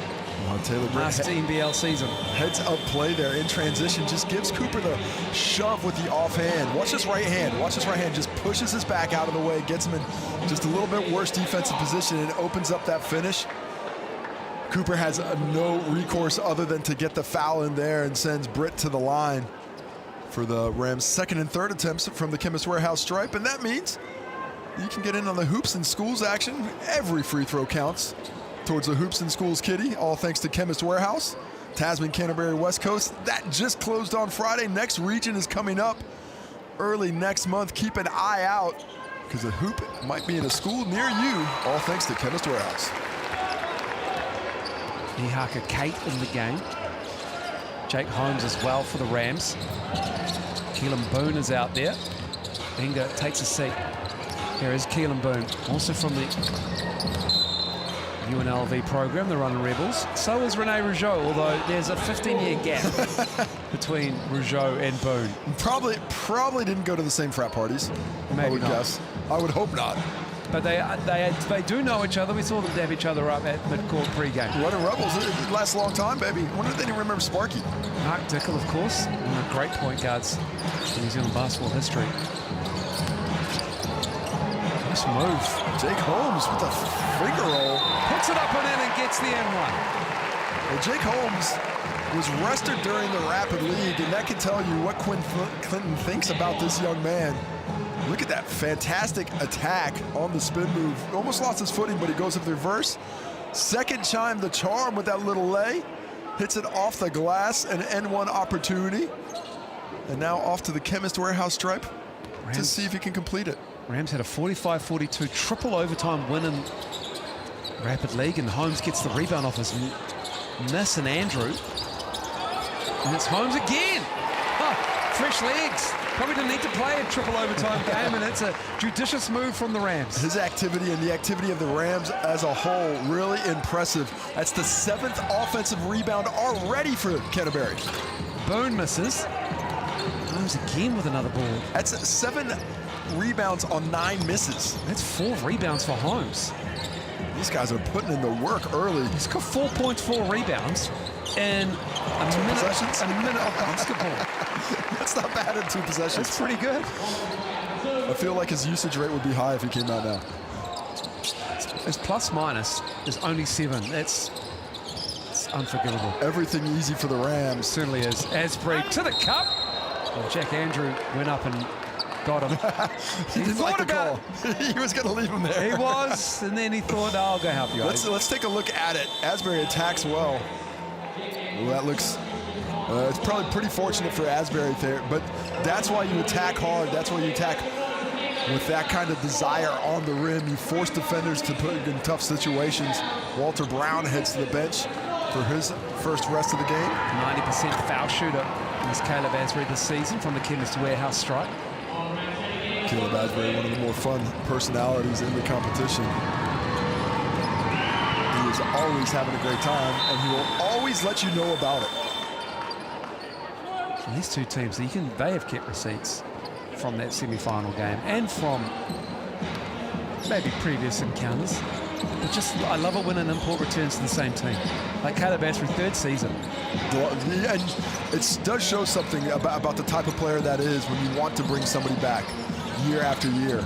And the Sharks team, they all came back. Boone, everybody except Josiah Allen, because we see a big jumper from Martin there. But they have unfinished business. But right now, all the business is on the side of the Rams. 20 points already, 20-8 lead early in this one. Asbury driving on Mana Martin. A tough jumper from Mana Martin, and Jonathan Yim and Asbury asking why that's not a foul on that jumper as well. Cho has it knocked away. Rougeau for 3. Timmins with the board. Martin Jones. The Sharks need to start to piece together a response. They've given a little bit of a head start to the Rams, but there's time for them to get active now. Asbury, nice footwork. Knocking down another 3. He's got 10 already in 7 minutes. And he's aggressive from beyond the arc. He normally doesn't look to shoot the ball that often from deep early, but you can tell he feels like he's got his eye in. After shooting his 4th triple of the game already, he's hit 2 of them. 3 of 5 from the floor. Cho, long jumper. Boone, those long arms. Luxury bringing Keelan Boone off the bench for the Sharks. Here he is with the ball. To drive, and the Rams do a good job staying in front of him. Tipped around, forced to Rylan Jones. A rebound for that guy. That drives you crazy if you're Quinn Clinton.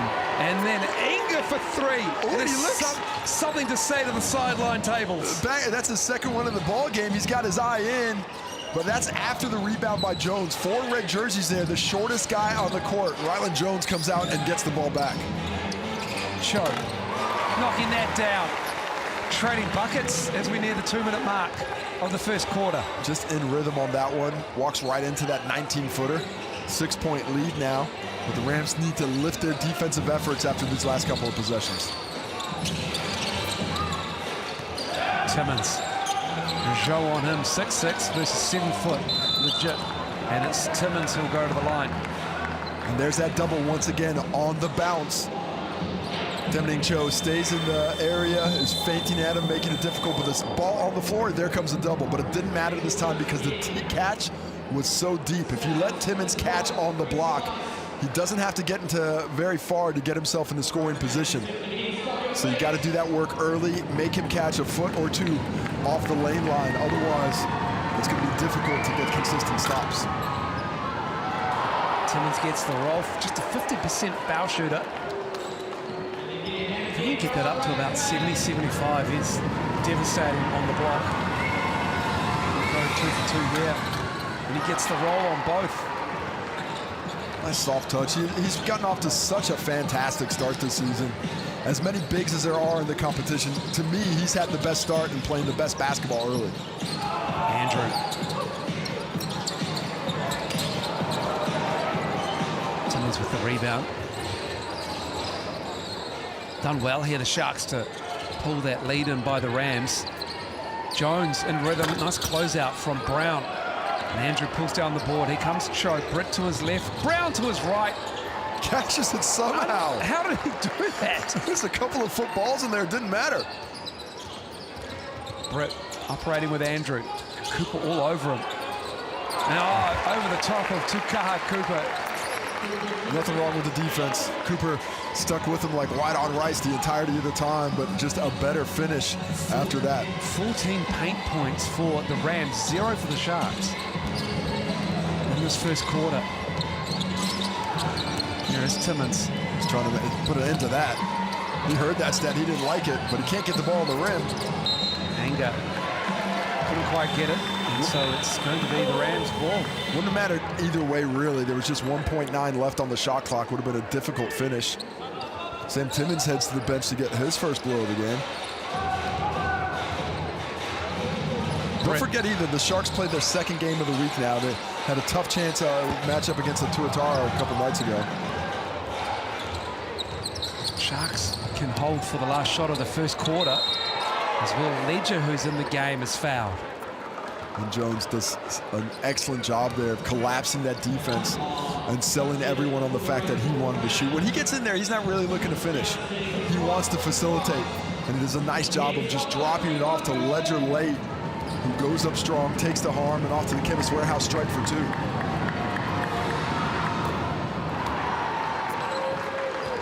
Makes the first. Sharks have done well to weather that early storm. Put themselves right back in striking distance. A stop here would give them even a little bit more momentum heading into that second quarter.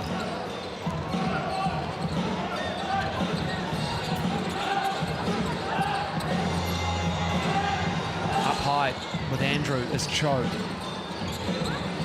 Left it short off the glass, boom with a big board. Needs to put it up. 3-quarter court. And that'll be the first quarter at Parakiore Recreation and Sports Centre.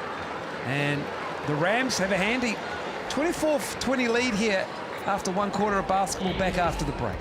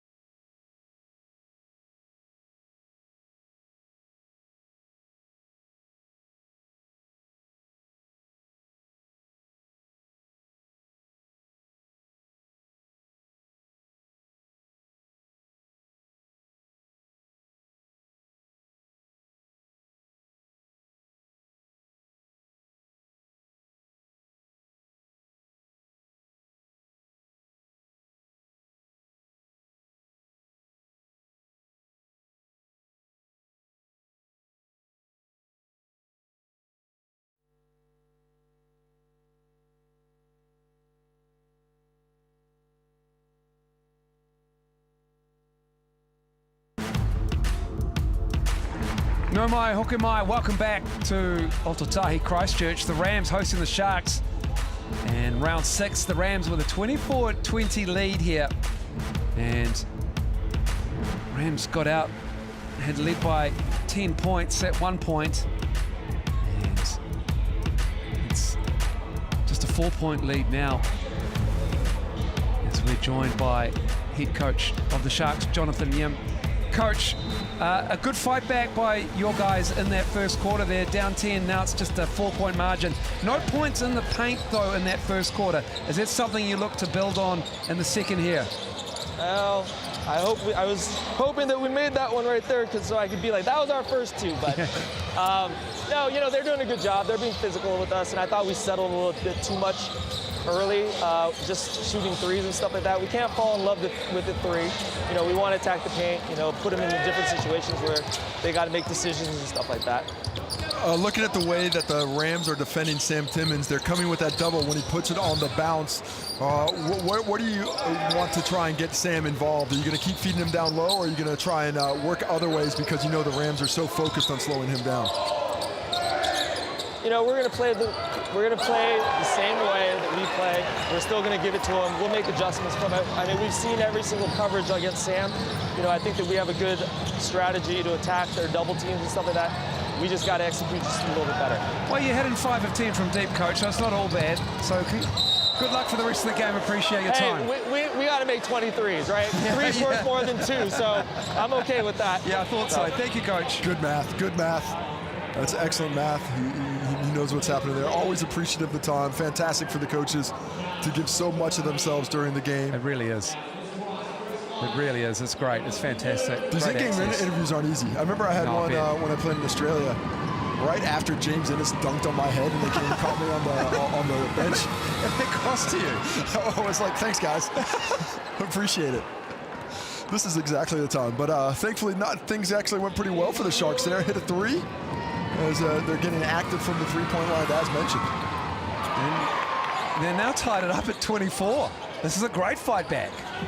Well, that initial punch by the Rams, they came out with so much energy, but they've settled now, and the Sharks team playing their second game of the week, they've found their legs. The big key for them is offensive rebounds. They have to shut down those second chance opportunities. 7 offensive rebounds in the opening quarter, haven't given up one here in the second term yet. 8 second chance points as well for the Rams.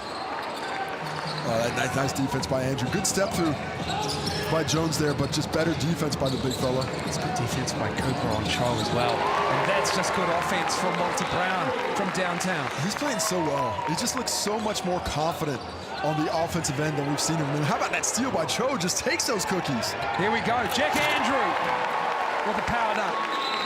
That's got to be a timeout to the Sharks. Right after they work their in, they're not going to call a timeout. They're going to keep talking about it or try and play their way through it. And going to get a sub instead. Jones checks out. I think that's going to be Asbury coming back into the game, but the brilliant steal sets it up, and Walter Brown behind. He gets vertical too. He's hyped, baby. The Rams bench is hyped as well. Cho again against Cooper. Going to have to take better care of the ball. It's Timmons. Here comes Cho on that double once he puts it on the floor. Cooper lost the handle, and it falls to Boone. Boone, too strong. Tip. Unlucky. Timmons, of course. He's just at another altitude as Sam Timmons on the offensive glass. Well, they got the big bodies, and they're relentless once they get that energy level, and you see Sam Timmons there, tough to box out. Jack Andrew missed his 3rd open triple of the game. Coming into this one, he was shooting 47% from 3. The 57% from 2 is good. The 47% from 3 is otherworldly for a big, but hasn't made the Sharks pay for ignoring him out there yet. Cooper with the move. Kicking to Inga. Asbury. Boone. Running. Putting it in and out. I would have liked to have seen Cooper finish that one at the rim. Too much passing up of 2s for those open 3s that turn up not to be so open. Brett. Nice work. Taylor Brett. Left-hand finish, of course. And he just used that right elbow just to get a little bit of separation on the Inga drive. Watch it here. Just dropping it. Just clears it out. So smart. Not a ton of contact from Inger. Just not an ideal position defensively. Has that left hand on his back there. And just one of those cases where you're going to have to pull that hand out of the cookie jar, otherwise that whistle's going to get blown. Taylor Britt, what a season he's put together. 5 points in this one so far. Hasn't really looked for his own number, but he's done such a nice job of switching from a scoring point guard to a facilitating one, and knows exactly the right time and what time the Rams need him to do each job. It was tied at 24, and the Rams have gone on an 8-2 run. Caleb Asprey, speaking of altitude. That's pretty. That is just, that's fancy. Just kind of lays it up. That's going to be a nice photo. Hope somebody caught that one. Andrew, stepping around Timmins. Well, Sam Timmins got that early foul, so I think he's been a little reluctant to get into that one-on-one game in Andrew, and Jack Andrew is just attacking him. 8 points already to go along with 4 boards. Timmins. And Andrew picked up the foul there. Rougeau's already on 2, and he came to help, but it will be Jack Andrew called for it. But that help actually came late. Rougeau went with the cutter, and not what the Rams are trying to do for the most part on that double team. They needed a little bit earlier on the bounce. And to Andrew's credit, he also made Timmins catch it in a deep position, a high position. Much further off the line than he's used to catching. Boom. Baseline jumper. Timmins again on the offensive glass. Right, but You've got to put a body on him. He's not relaxing now. He's getting that fight up. He's getting in there with a little bit more activity. Up to 6 points now for Timmins. That will be there for Jack Andrew, that shot. Misses that one, but another offensive board. Britt, corner ball. Knocking that down. Taylor Britt hits the triple, his first of the game. He's at 3 for 6 from the field overall. 9 points, leading scorer for the Rams, and you love to see him get his eye and changes the geometry for the court for them. Cho. Well done. Timinang Cho, the Cameroonian international. Stole it and then threw it off a Sharks player. Phenomenal effort. Just to be able to get in there and get that pass, and then to secure it before it goes out of bounds. I mean, just really heads up play. Reading it, he's on the ball and he jumps to that first, gets over there on time. I see what Sam Timmins is saying that left foot might have hit the ground first, but I think the effort gets him the benefit of the doubt, and it's Rams basketball with a 7-point lead. Boone takes a seat. So it's Will Ledger out there. Brown knocking down another 3. Well, the Rams have found a different level. The Sharks need to get that third win. They had worked so hard to get right back into it, but now they've given up another cushion. 10 points, second 3 for Walter Brown. Through the hands of Asbury, and Brown has it. Up ahead to Britt. Pull up 3. Too strong. Ledger gives it to Asbury. He's got Timmins, Andrew right on his hip though. Timmins, great position. Asbury, 4-3 though. Now, don't mind that shot by Asbury. He had Holmes on him, and he knows he's got a quickness advantage, but maybe get him to the cup. Oh, unlucky for Taylor Britt. Got in deep. Now it's Asbury, 2-on-3. Over to Inga. Timmins, up high. 9 to shoot. Timmins. Excellent work around Jack Andrew. Well, he's putting in the work now. He is suddenly looking much more comfortable, and that's a timeout to the Rams to talk about it. Well, there was no double. No double. Really tough to double when that catch is in the middle of the key. Much easier to double when you're on that on either side, on the block on either side. But with that middle catch, makes it much more difficult for the defender to know what side they're supposed to come from. So the Rams will probably talk a little bit about that now, especially since Sam Timmins is starting to get a little hot. 8 points for him, second leading scorer on the team behind Caleb Asbury at 12. 40 to 32. That's a Canterbury Rams lead of 8 points. And you get your large cup pepperoni pizza on this Sunday afternoon. For $35, use the QR code, your online code, and sells dish 26. Dish it up.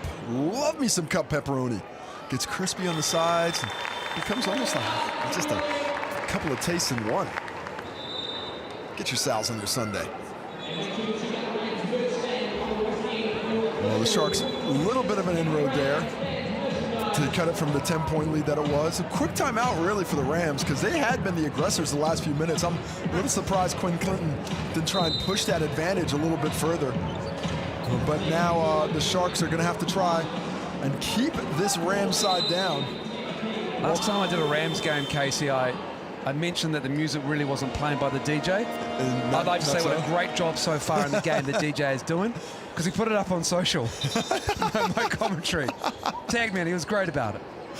Did not like that. No, he did. He thought, oh, well. But the music's been great. It was great through Rapid, and it's great here in the South. What an easy mark you are. Bad pass there by Brown. Did not see Jones at all. Jones knocks down the 3. Cuts the lead to 5. Hits the second triple of the ball game. 4 assists and 3 rebounds already to the Jones to go with those 6 points. Rajot back in the game. He's got 2 fouls as Cho looks to drive. Kick out to Brown. In and out, but Cho, no one boxed him out. Puts it up and in. Well, Cho's been doing just a little bit of everything. 4 points, 4 assists. He's got 2 steals. And Johnny on the spot for the offensive rebound. Right place, right time, exactly where you want to see him. Timmins. Cho on the double. Finds Asbury to Jones. Ryland Jones for 3. Knocking that down. Another 3 for the Sharks. That's number 7.5. And that's 9 points for Jones. He's hit 3 of them, and he's starting to get his eye in. I might try and get him another look if I'm the Sharks. Well, he's got 9 as Joe misses that. Ihaka Kate. Is it going to be called on Kate over the back? It is. Yeah, he did that work early. Asbury did a good job. Yeah, boxing out there. He had the younger fellow behind him, had those hands in his back, and he understands that he's going to get that call. Kate needs to do that work with your lower body. Your hands can't be in those hips or in the lower back. Have the hands showing and do the work with your legs. 4-point game, 42-38. Asbury, 3rd season back with the Sharks to Timmins. Timmins sees a double. Good defense on him by Rajot. And he does well not to foul despite that deep position on the catch. Cho knocking it down. He made sure of it because Timmins was on the trail, so there's not a lot of height in the paint for Sharks there. Cho's really impacting the game right now, putting himself in multiple different areas. Rajot got the mismatch. The double's got to come. He's on 2 fouls, make it 3. And he caught him on an island at Timmins, and he makes him pay. Well, to me, that's your teammates. When the catch is that deep, you can't wait until the bounce, I don't think, because it was just one bounce and on the rim. Nice recognition by Timmins. Catch, his patented spin moves. He loves the baseline. Not a lot of contact from Rajot. I think a little hard done there, but Timmins, the aggressor, gets that. 10 points in the paint now for the Sharks. That changed quickly. Which is also in the quarter. Yeah, that changed quickly, didn't it? And a lot of it has to do with Sam Timmins, who's now up to 11 points. 57% from the field, but more impressively, 3 for 3 from the line. 6 rebounds as well. See, on the end of the Sharks bench, Max Darling there. Hopefully he'll make his return soon for the Sharks as Cho can't get that to go down. He slips though. Hopefully get that mopped up. Pull that one. Jones feeling it. Heat check time for Ryland Jones and a timeout for the Rams. Ryland Jones on fire. He's got 15. Impressive. Offensive attack there from Ryland Jones. Just the 6 shots.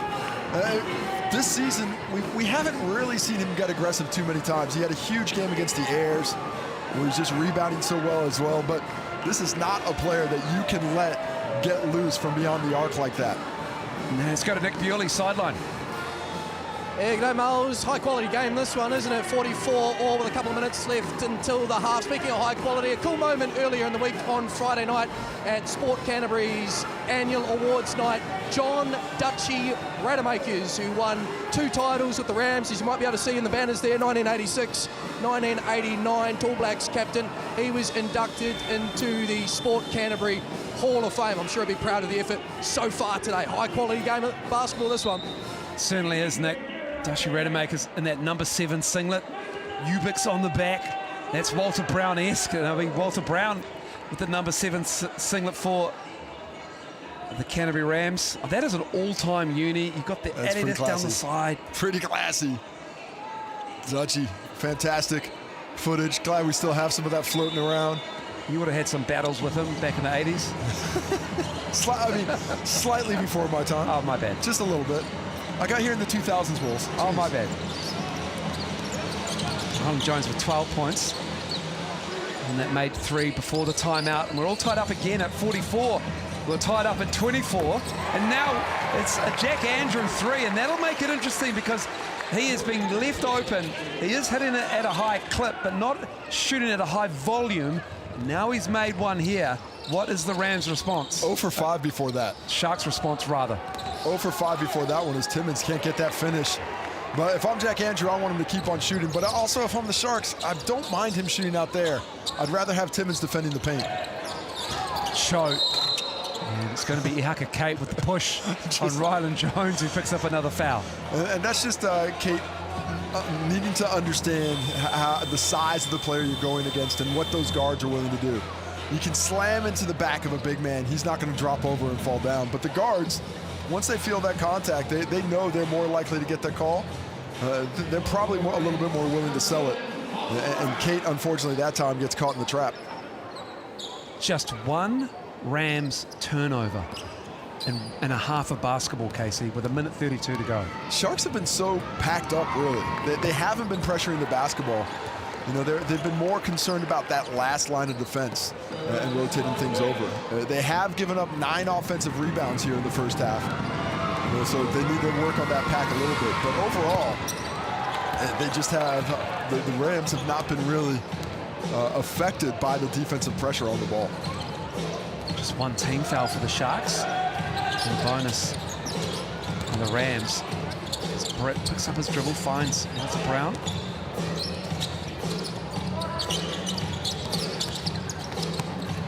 Swatted away by Timmins. Stays with the Rams. It's just good to be 6'11". Just the light just closes so quickly. And Britt thought he had that little space, and he gives a little hezzy before he goes with it. But Timmins, excellent recognition, better timing to get that shot out of there. Going with the gunmetal grey, the silver. This matchup for the Southland Sharks, and of course Jonathan Yim, who has multiple Argyle sweaters, always marries up the Argyle with the colour of the uniform, which I appreciate. That's impressive. Timeout here with 1:12 to go. Great job, good switch on the communications of it. When we get a set, 55 pages still, okay? Do you need me to draw it up again? You got it? Yeah. Go left to right, okay? So you set the first screen. Ryland's back screening for you. You're gonna clean up Ryland, okay? What we drew up, okay? Hey, minute to go. Come on, let's finish this out. Let's go into halftime with the lead, right? Okay? Hey, this one, remember, Walter for the slit, but also just be aware of that back screen, slip into the rim. Watch out for Jack Andrew lob, too. Last year, they ran that against us, right? It's basically like our Bucks high. Okay, just be aware of that. So get underneath that. Shots on 3, 1, 2, 3. Love that timeout protect the rim. from Coach Yim. Just under control. Yeah, they've made a little pushback here, but let's just, and the recognition, keep an eye out for this. Always cool, calm, and collected. Yeah, it's great to have an international coach come back and go again in the NZNBL. And Jonathan Yim loved his time in Invercargill. There it is. Took them to the grand final against the Saints. Disappointed that they couldn't get the title. Title number 4 it would have been. But they're looking to challenge again as Asprey on the breakout. Caleb Asprey. Just like that. A good decision by Brown not to challenge, just give that bucket up as the Sharks retake the lead. He's choked. Now Walter Brown. Stepping back, close out by Asprey. Great D. Kellen Boone. And look at the Sharks now starting to push the tempo a little bit more than we saw earlier. Ryan Jones hounded by Holmes. And just chucked it out. And that's good pressure from the young man on the point guard. The Rams have been putting a little bit of length on Jones today. Hasn't just been the point guards. Asbury always has a good time. There is a table. There's a table at midcourt. You can see him just in the bottom of your frame there. They have a lot to say. They're getting chatty. Historically, they've had a lot to say. Not the first time there's been a table at a Rams game. If it's Cows or here in the new gym, They have a lot to say to all the teams. Brown picks up his dribble, foul line, and Andrew, good position, quick move. Quickness is the key there. I love how quick he went with that attack. Right into the body of Timmins to take away his shot blocking ability. To end the half, Keelan Boone. 49-48. Good game of basketball at halftime. The Rams led by as much as 12 in the first half. The Sharks fought back. They're down 1 as we head towards halftime here. 49-48.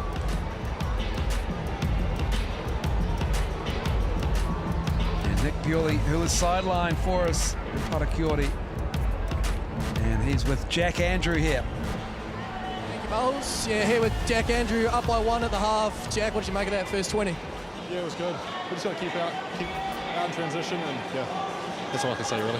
We know you can shoot the 3 ball. They're leaving you a little wide open. It felt like that one that went in finally. You're happy with that? Yeah, definitely. Just a little bit of confidence now, so that's all I needed, really. Yeah. Good luck for the second half.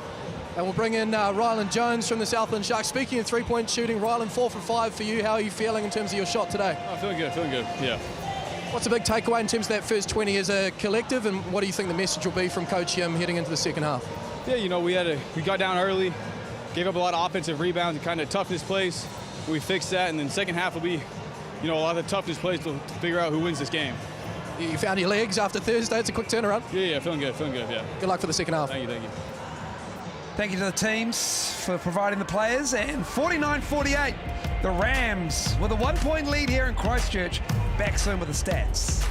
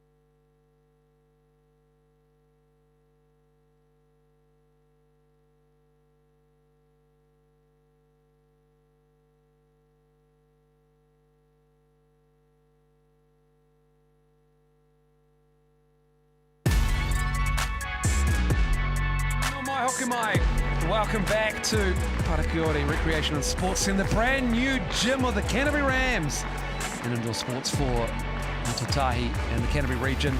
We're inside with Quinn Clinton and the Rams. Appreciate the access. There's the crowd enjoying a nice little Rams performance here, but they're in a dogfight with the Sharks, leading by just one at halftime. And Caleb Asbury has been a big reason why the Sharks are only down one, 14 points for the American in his third season with the Southland Sharks, and he's been everywhere for them. Yeah, he came out first initially just looking for that jump shot, but as things went along, started looking to get involved other ways. 5 for 8 from the field at 62.5% and 40% from behind the arc. Also has picked up 3 rebounds. Haven't really seen him trying to impact the game defensively yet.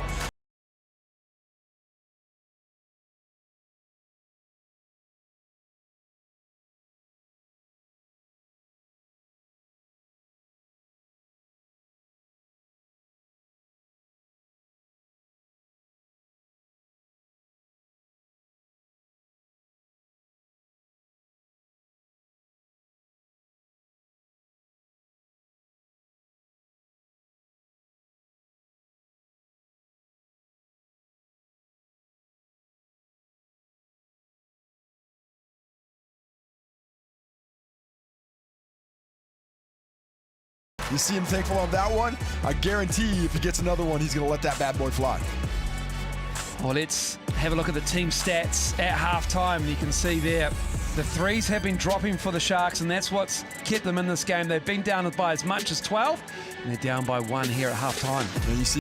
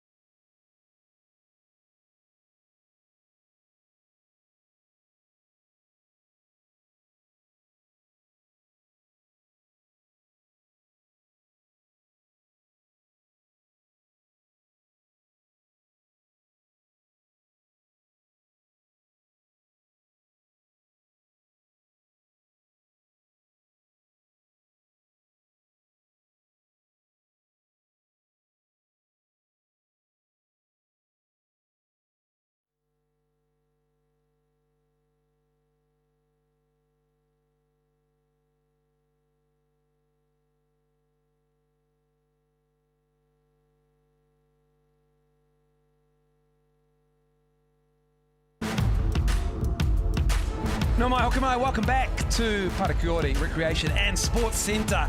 The Rams with a 1-point lead. And the Redux from the semi-final last season. Still some key players on both sides. Caleb Asbury was there in Christchurch in July. And now another addition from the Rams to the Sharks. Max Darling is with Nick Bewley's sideline. Thank you, Miles. Yeah, Max Darling, the Southland Shark. It's a bit to get used to. How is it for you, Max, being here in Christchurch as a member of the opposition? It is very interesting. I didn't picture this for myself. I never did, but I'm having a great time. Like, I love Southland, love the boys, and a bit jealous of the stadium, to be honest. That was going to be my next question. Obviously, you played all your Rams at Cowles. What do you make of this facility? It's amazing, but I don't think anything can beat Cowles, especially winning those 2 championships while playing there. The atmosphere is different, but from what I've seen so far, like, they've done well here. And a bit of frustration, I imagine, for you too in terms of your calf injury. Tell our viewers, you're far away? Not far away anymore. I've been out the whole season. Still haven't played the Sharks game yet, but next week against Wellington, I should be back. Well, we look forward to that, Max, and great to see you here at Parakiore. Enjoy the second half. Perfect, thank you. Thank you very much, Max. Great work. Great to see him be returning against the Saints.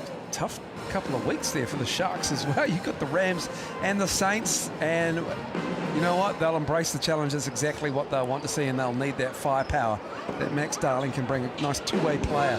He's going to change just the feel of the squad. They're going to be a much more physical team when him and Timmins are on the court together at that same time. But once you get Cameron back as well, it's just... Bias Cameron. It's just going to be interesting to see where they choose to go with these weapons. They're going to have so many choices. It's going to probably be as difficult for Coach Yim to balance that talent as it is for previous years with less talent trying to squeeze the most out of it. I guess it just gives you another perimeter defender in Cameron, and then Max Darling, just another big body to throw at alongside Timmins down low at both ends of the floor. You're looking at the top of the table this year, and all the teams that are going to be in that top 4, top 5, they've got tremendous size. And the Sharks need to add a little bit to it, as we see Cho picking up in the second half where he left the first half off. He's up to 8 points now. 51-48. Starting fives out there for both teams. Here's to Timmins. It's been so even up to this point. I'm just wondering when someone's going to take control of this ball game.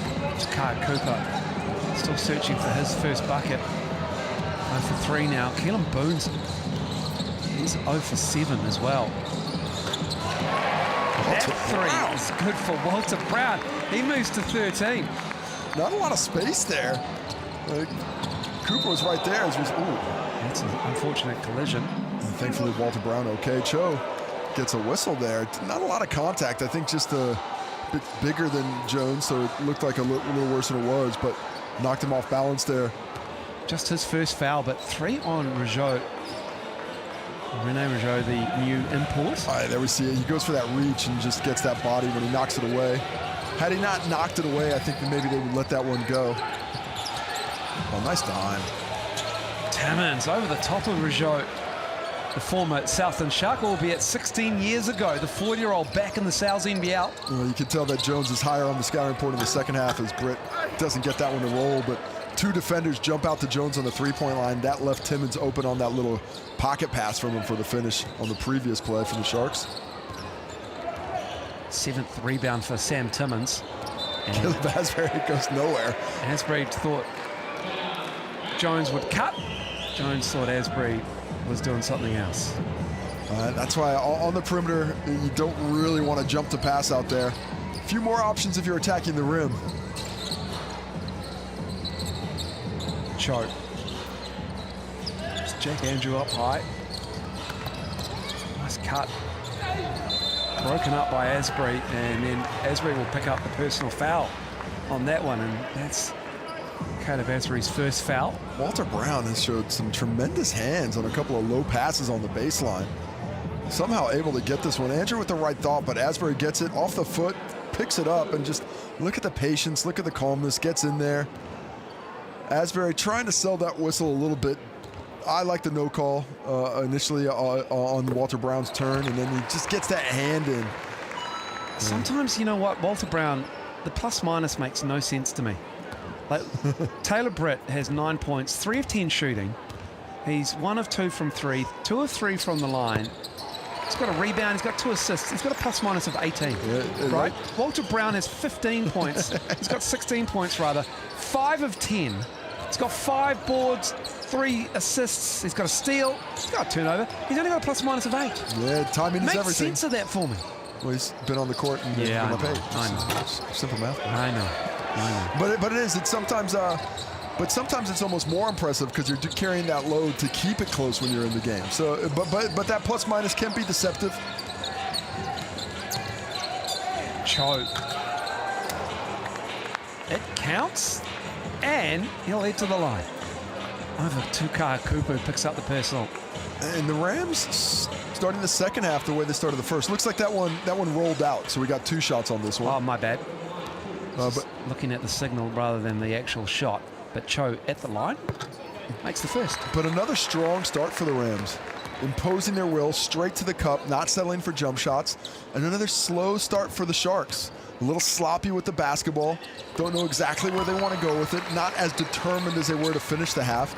And because of that, they've spotted the Rams another solid lead. Up to 8 points it goes. 8-2 run to start the third quarter here in 2.5 minutes.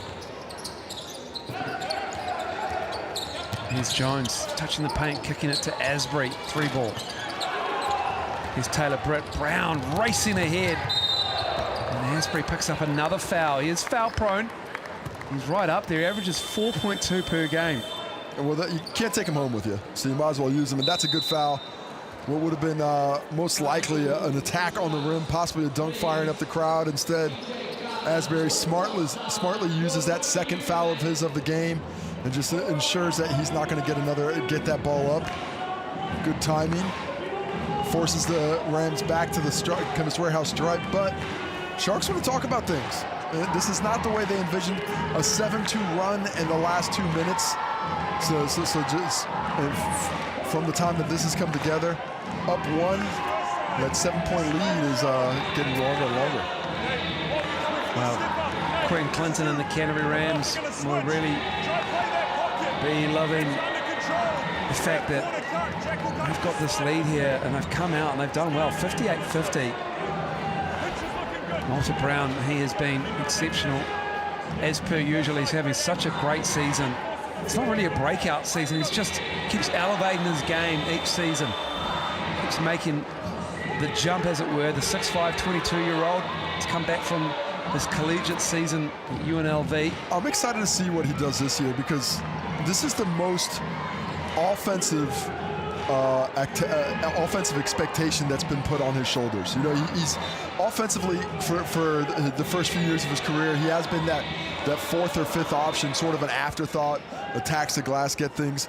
But this season, with the way the lineup is set, he's more that second option, that first option at times, and he's looked really confident with it. He's shooting the ball from outside.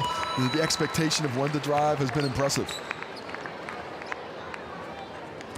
Yeah, just a quick update from the Rams.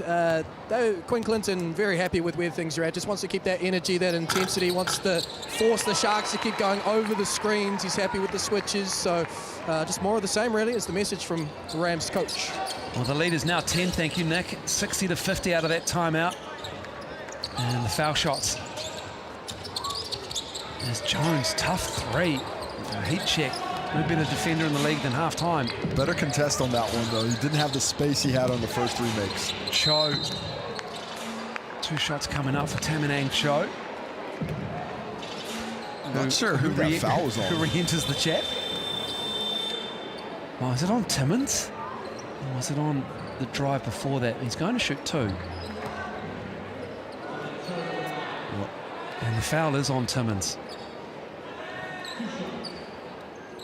Sam Timmins, that's not the kind of fouls he's trying to get as he picks up his second.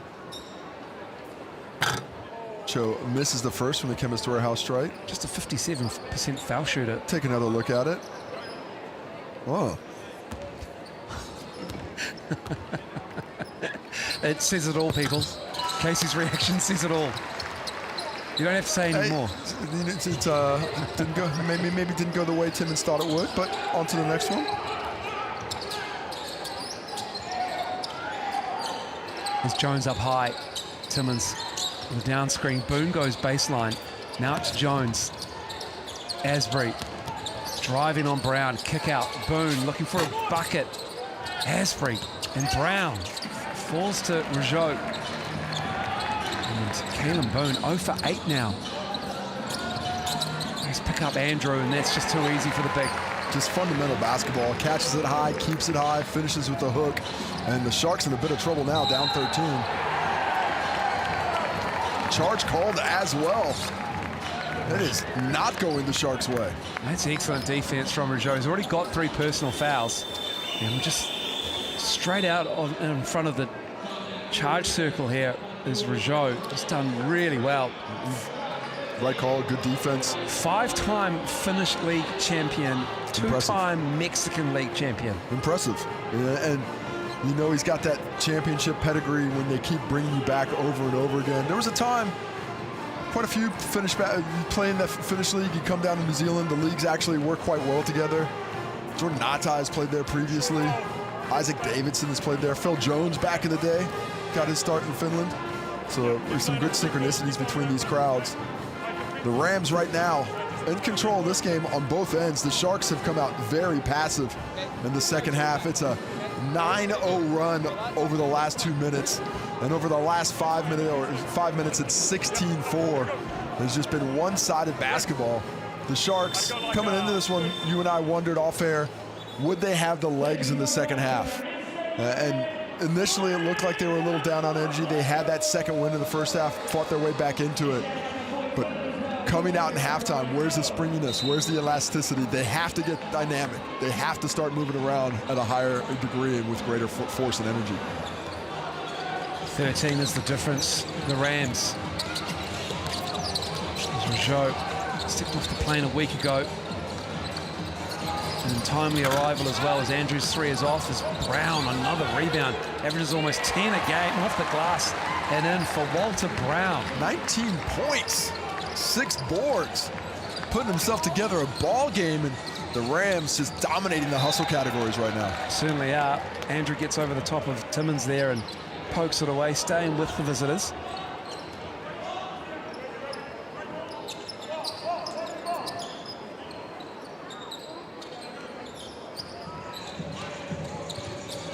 Been a bit of a drought for the Sharks here in the third quarter.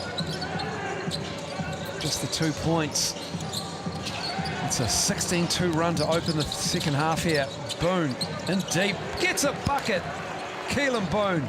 And the last thing you want is Keelan Boone to start stringing buckets together, because the Sharks do need it.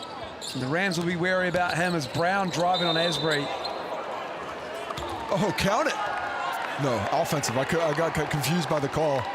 Asbury finally gets one. No, N1. It is N1. It is an N1. He counted it, Casey. You're right the first time. Trust your instincts. Caleb Asbury, he's trying to sell the call. And he's wondering, what did I do? Take another look at it. It looked to me like Brown just kind of creates some space there. Yeah, you're right. I'm not really sure what Caleb Asbury is supposed to do. I mean, he drops the shoulder and extends the arm in one motion, and that's the third on Asbury. But yeah, this is good coaching from Jonathan Yim. Asbury's getting subbed in. I like that sub. Taking him away from the argument is a lesson that I never learned. It doesn't matter if you're right and wrong. The argument doesn't get you anywhere, but it feels good. Say as I do, not do as I say. In all aspects. My kids hear that a lot. 22. Oh, that's parenting, isn't it? 22 points for Walter Brown here. He's 5 of 5 from the Chemist Warehouse stripe. Boone. Hello, Keelan Boone. Welcome to the game. Just needs a taste, and suddenly he wants the whole plate. Makes it a little bit closer for the Sharks. To be fair to Keelan Boone, he's got 7 boards. That's pretty good. He's still involved. He's working. Oh, look for him again. Getting another touch. He's going to let it fly. But they need some offense. Bang, bang, bang, bang. Let's go, Keelan. Jab step. Bang, bang. Taylor Britt with the board. Looking for the Sharks to make a run here. The Rams, though, they've been just suffocating their opponents over these last few games. Just really playing confidently, especially in second halves. Brown on the baseline. Boone with the board, his 8th. Cho all over him. Nice matchup between those two. Jake Holmes on Ryland Jones. Here's Boone driving. Tied up. And that's a travel. Cho does so well to get his hand in there and strip that ball without forcing a foul. Causes that little shuffle step by Boone. Giving up a bit of size in that matchup. Attacks that high foot really well. But somehow just gets the hand on the ball. Might have been a bit of arm there. 68-55. It's not a foul if they don't call it, though. Tough third quarter for the Sharks. Excellent response out of halftime for the Rams. Britt extends that lead as well. Taylor Britt moves to 11. Beautiful change of the angle on the screen by Andrew as Inger sneaks out for a little seagull bucket. 9 for him. Taylor Britt's plus minus 26. He was in control. He's always in control. Never flustered as Taylor Britt. We got a whistle away from the ball. Is that an offensive foul? I think it is. Is it on Holmes? And still looking for clarification as to exactly who. It's on Taylor Britt here. It's just the push-off. Oh, now they're calling it. Yeah. It's going to come get you eventually. We jest. But here's Asbury looking to drive. Offensive foul. Another offensive foul.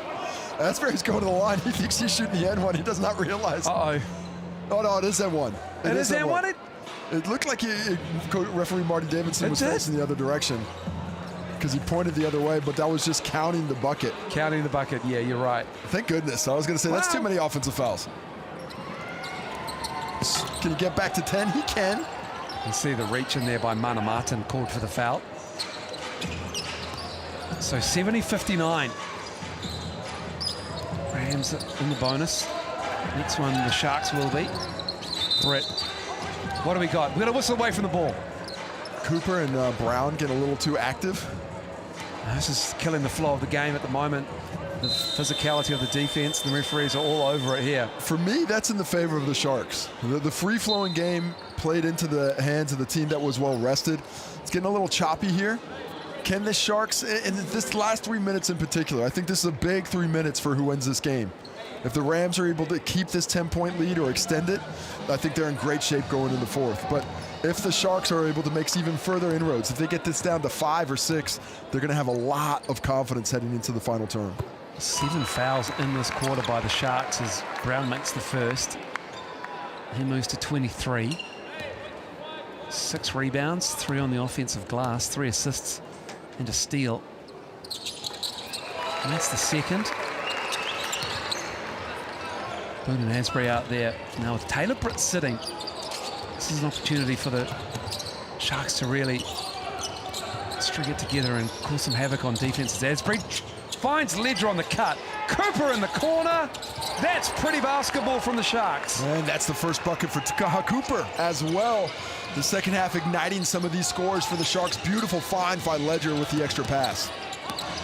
Brown with the hezzy and lost the handle. Good defense from Inger. Just a little bit of physicality there. And that's what you have to be. You can't let the ball handler be comfortable. They have to have something to think about. If it's not your hand swiping at the ball, it's got to be that physicality without fouling, using your chest while he's dribbling around. Boone with Mana Martin on him. Keelan Boone can't get the roll. He had that move, really read it well, but just couldn't get the little floater. 2 young bloods, high Cape.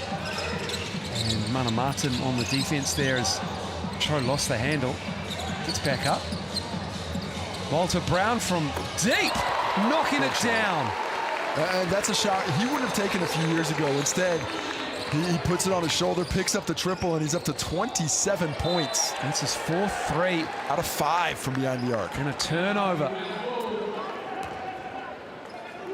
Yeah, 4 of 5 for Walter Brown, 7 for 7 from the foul line. Putting together a heck of a ball game. He could have a 40-piece. And this is with Taylor Britt on the bench right now as well. Here's Cho.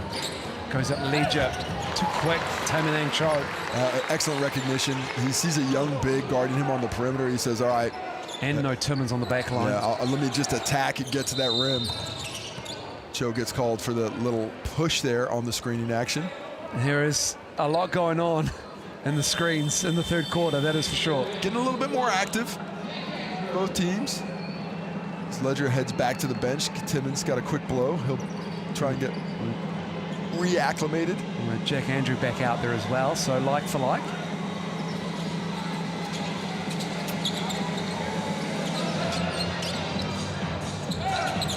Ryland Jones. Boone contested three. Timmins with the board. Boone wants it back. Single coverage. Rougeau, nice kick out. Boone steps into a three. Oh, that's a big one. That's the one that just has to drop for the Sharks to feel a little confidence instead. Rams on the break. Kate lost the handle. Jones with a nice steal. Ryland Jones up ahead to Asbury. Asbury with a nice right-handed finish, moves to 19. Lovely transition. And Jones again gets his hand in. He's getting active. Beautiful steal first to create that, and then the pass to Asbury on the finish. Brown had Jack Andrew, and then just used that gravity of the big man to put it in with his right hand as Boone kicks it out. To Kai Cooper, knocking down another three. Back-to-back triples on back-to-back attempts for Cooper. He's getting into active now, especially out of the baseline corners. But still need a strong finish to the Sharks to give themselves a little bit of confidence coming into this fourth quarter. It's a 30-point quarter for the Rams here in the third. The ball here is the shot clock winds down, and it's Cho, fouled by Timmins. He'll head to the line. And Sam Timmins picking up a little bit of the disease that the Sharks had in the Rapid League game, fouling jump shooters. He gets him on the arm, forces him back. Cho sees that he's got the big fella on him, says, I'll put it on the deck. Little step back, create that space. Timmins on the arm, doesn't give him space to land either. The hoop, the harm, and off to the Chemist Warehouse stripe to see if he can't make it three. 81-67. Tamanang Cho had 28 against the Saints, played some summer league ball in the NBA in 2022. Played 107 games for Brown in the Ivy League.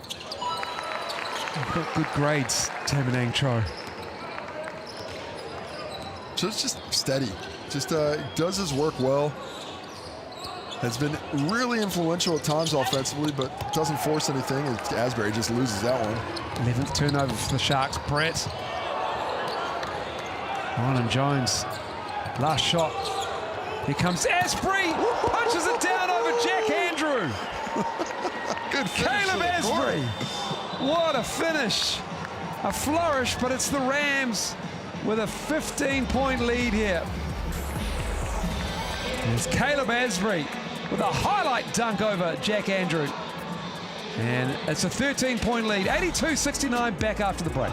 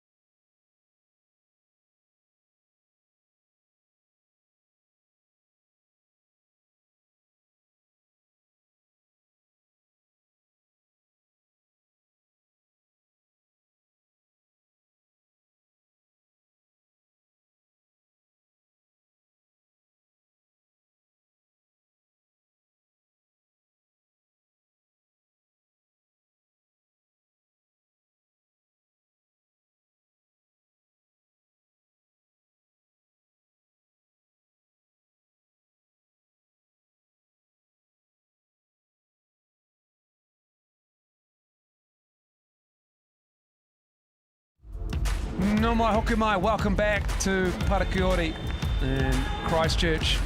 And it's an 82-69 lead for the Rams. Quinn Clinton from the Canterbury Rams about to join us momentarily here. And Quinn, if you can hear us, congratulations on that third quarter. What was said at halftime that changed the gravity of the game? As I'm just waiting to get the headset fixed. Quinn, thank you for your time. What was said at halftime that changed what happened in the third quarter for you there? I thought we had a lot of good possessions, and then just a couple let us down on some of their really good three-point shooters. So we're just trying to dial it in on the three-point shooters, make them break the three-point line and make decisions from there. Could see early in the game you were really concerned about Sam Timmons sending the double every time you put it on the deck. He hasn't been as impactful, but we're seeing Caleb Asbury get hot from the outside. Are you going to be a little less concerned about what happens inside the key and a little bit more concerned about the perimeter moving forward in this fourth quarter? Yeah, I think Asbury's getting a lot of his work done in transition, so for us it's just our D-trans jamming up, slowing that first 6 seconds of the offense. Thank you for your time, Quinn. Yeah, appreciate you. 82-70. Timmons missed one, made one from the line. Here's Britt to the cup. Timmons with the board. That's Timmons' presence there. Britt can't just go straight up with it. He has to think twice at least. Jones and Britt, nice matchup. There's Asbury and Brown. Asbury to the cup and in. Beautiful little change of direction, the crossover to get back in. Brown stays with him, but good offense beats good defense every time.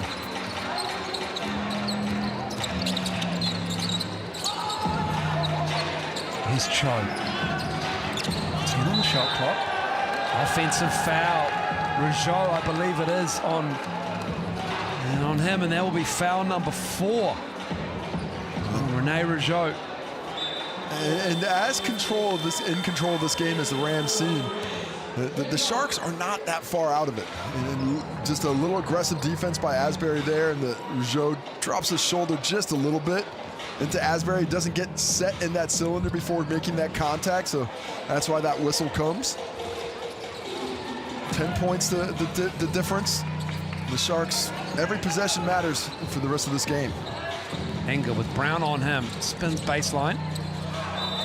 And Walter Brown picks up the foul. 2 shots coming for Braden Inga. Inga's been it's nice to see him get back to his best form this season.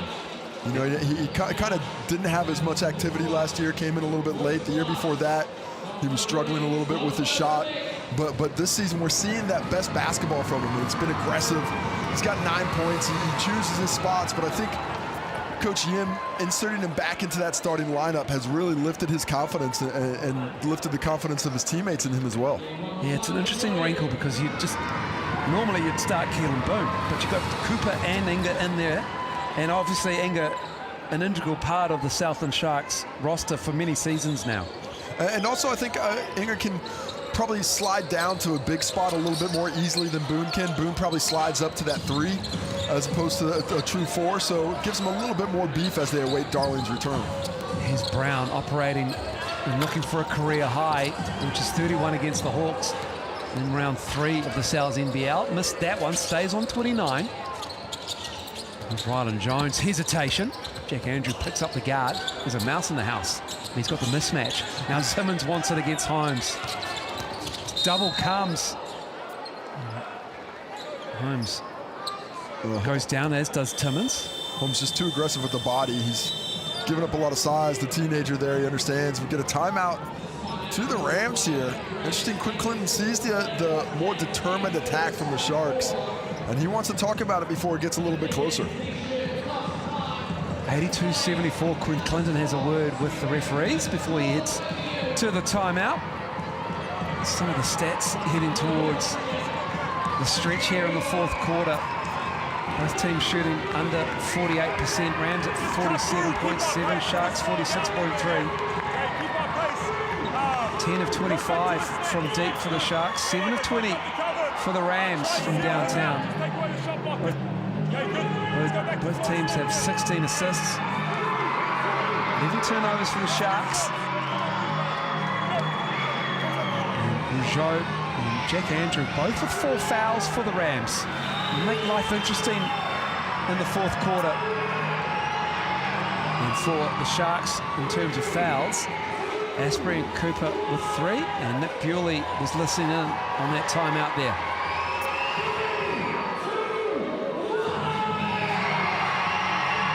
No. Thanks, Mo. I was just listening in to Coach Jim there, and he's very happy. You know, I was listening to the three-quarter break as well, and he said, you know, if we can punch first here, get this back to single digits, let's see what the Rams are made of. And he was equally as confident there. It feels like fatigue is beginning to become a factor for the Rams. And they'll be happy with that possession there. Sam Timmins up and in. Yeah, that's a nice move, Nick. That is for sure. He's got a double-double. And he's got 16 and 10. And just late on the double team again. The ball went, the double team didn't get there fast enough, and Timmins is able to finish because of it. Andrew left alone. Timmins with the closeout. Came out, he was flailing. And he's at the other end. He makes a quick move on Andrew, who's got 4 fouls. And Timmins makes him pay. Sam Timmins has a full head of steam up here in the 4th. Oh, what a response out of that timeout. The Sharks said, you can call it if you want, but we're still here to play. Cut it to 4. Sharks right back in the game and force another turnover. Ryland Jones and Walter Brown get tied up. Ball stays here on the arrow. 11-0 run by the Sharks here to start the 4th quarter. Still looking for a bucket, other Rams. Just what a strange game. This energy has just left each side really quickly. Cooper with a huge block. Tukaha Cooper stuffed him. Cho still has it. Oh, Cooper with the hands again. That's an offensive, that is a shot clock violation. It's a turnover. Tremendous defense by Tukaha Cooper. Just locks it down, first gets the block, gets a hand on the second one, forces the air ball, and the Sharks invigorated here at the start of the 4th quarter. Really patient on the offensive end, and have lifted that energy defensively over the first few possessions. It's been over 3 minutes since the Rams have scored. Asprey left alone, cuts the lead to 1 for the Rams. And suddenly the Rams just have 0 energy. Just let Asbury step back. Nobody runs him off the line there. And Asbury's going to knock that down if you give him that much time. 25 for him now. It's a 12-0 run to start the 4th for the Sharks. Cho stolen away. Cho fortunate not to get a foul there. Could have been a break the other way. They got to get it to Timmins. Make Andrew work here. And there's 4 fouls as Asprey. Ryland Jones. Tukaha Cooper. With the defense, he gets the roll. Timeout Rams. The Sharks are back. Phenomenal response. They have just come right back into this game and dominated here in the early stages of the 4th quarter. They've completely quieted it. Love the extra passes. First to Jones, had the look. He says, I'll give one more. Rattles it home, does Cooper out of the corner. He didn't score until late in the 2nd half, and he's up to 8 now on that jumper. That was actually a 2 foot on the line, unfortunately for him there.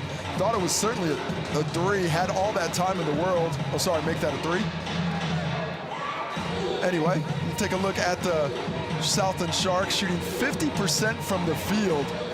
Fantastic effort to work their way back in because it hasn't been smooth offensively, but it's looking really smooth here in the 4th quarter. And that is about as modern as a game of basketball shot chart as you'll get. Just one make outside the key, but inside the 3-point line. And so it's a 15-0 run, and this is how the Rams shot chart looks. And 7 threes, 12 for the Sharks here. Jonathan Yim said to us at the start of the 2nd quarter he'd like 20. He's ready to make threes if they can get it. Nick Bewley had an error on the timeout. Yeah, listening in to the Sharks, as you can imagine, so much energy, positive coming out of Southland's timeout. And everyone dapping up to Tukaha Cooper for setting the tone defensively. Then the big 3, as you can see, frustration evident for Walter Brown and Taylor Britt is all going the way of the visitors at the moment. There's Walter Brown's 3rd foul, Nick. Take a look at this one. There it is. That's the call he didn't get earlier. That is exactly the call he didn't get earlier, that little left hand. And Caleb Asbury knows. Caleb knows. He's looking at that. He's looking at that table. He's looking at that table. That is the beauty of Caleb Asbury. Walter Brown and the Rams in a hole, just like that. This is what they did to them at the start of the third. Oh, sorry, we've got a technical as well on Walter Brown. Yes, we do. So we've got a free throw here. Technical on Walter Brown. That's 4 fouls now on Brown. That's 4 on Andrew Brown and Rene Rougeau. Foul trouble suddenly become very important for probably their 3 most important defenders out there right now. They're on the bonus, the Sharks. Look at that. They haven't committed a team foul. And in less than 4 minutes of basketball, the Rams are imploding here with 6 minutes to go.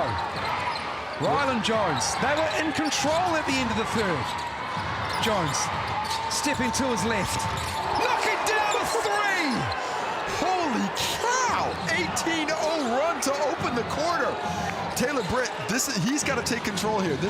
We spoke about how steady a hand he is. He needs that steady hand right now. They're all over Tamanang Cho as soon as he steps inside the 3-point line. Jones on him. Sees a single coverage. Timmins comes over. And Rylan Jones. Will it be him who picks up the personal foul? Yes, it is. I just like attacking the smallest guy on the court for Cho. He's got that big size advantage on Jones. The Sharks haven't really been tested by the Rams in the post today when that matchup has occurred. This time he goes straight to it. This is some fight out of the Sharks, Casey, considering they played on Thursday. It's a double round. The Rams have had a nice schedule. They've only played once a week. But here comes Walter Brown and the Rams. They can't connect from deep. Asbury got a hand. Goes back to Brown. They got numbers now. Britt in the corner. Timmins on the closeout. Well, they're all over Taylor Britt. Now he's going at Asbury. Puts it off the glass. The roll is in there, but it's Jack Andrew, a much-needed bucket. Huge offensive rebound. They just have not had a lot of those since the opening quarter. 7 in the opener, 7 offensive rebounds since. But a timely tip by Andrews. Caleb Asbury for 3, he's fouled. Cho got him, and he'll go to the line to shoot 3. Tamanang Cho with his 3rd foul. Well, Caleb Asbury taking over down the stretch of this one. Cho goes underneath and he tries to close the gap. Just a little bit of a touch foul. That's the landing zone foul that is much more common in today's game. You're not allowed to make that contact on their way down. Asbury happy to go back to the stripe and a chance to hit 30 points here if he hits these next 2.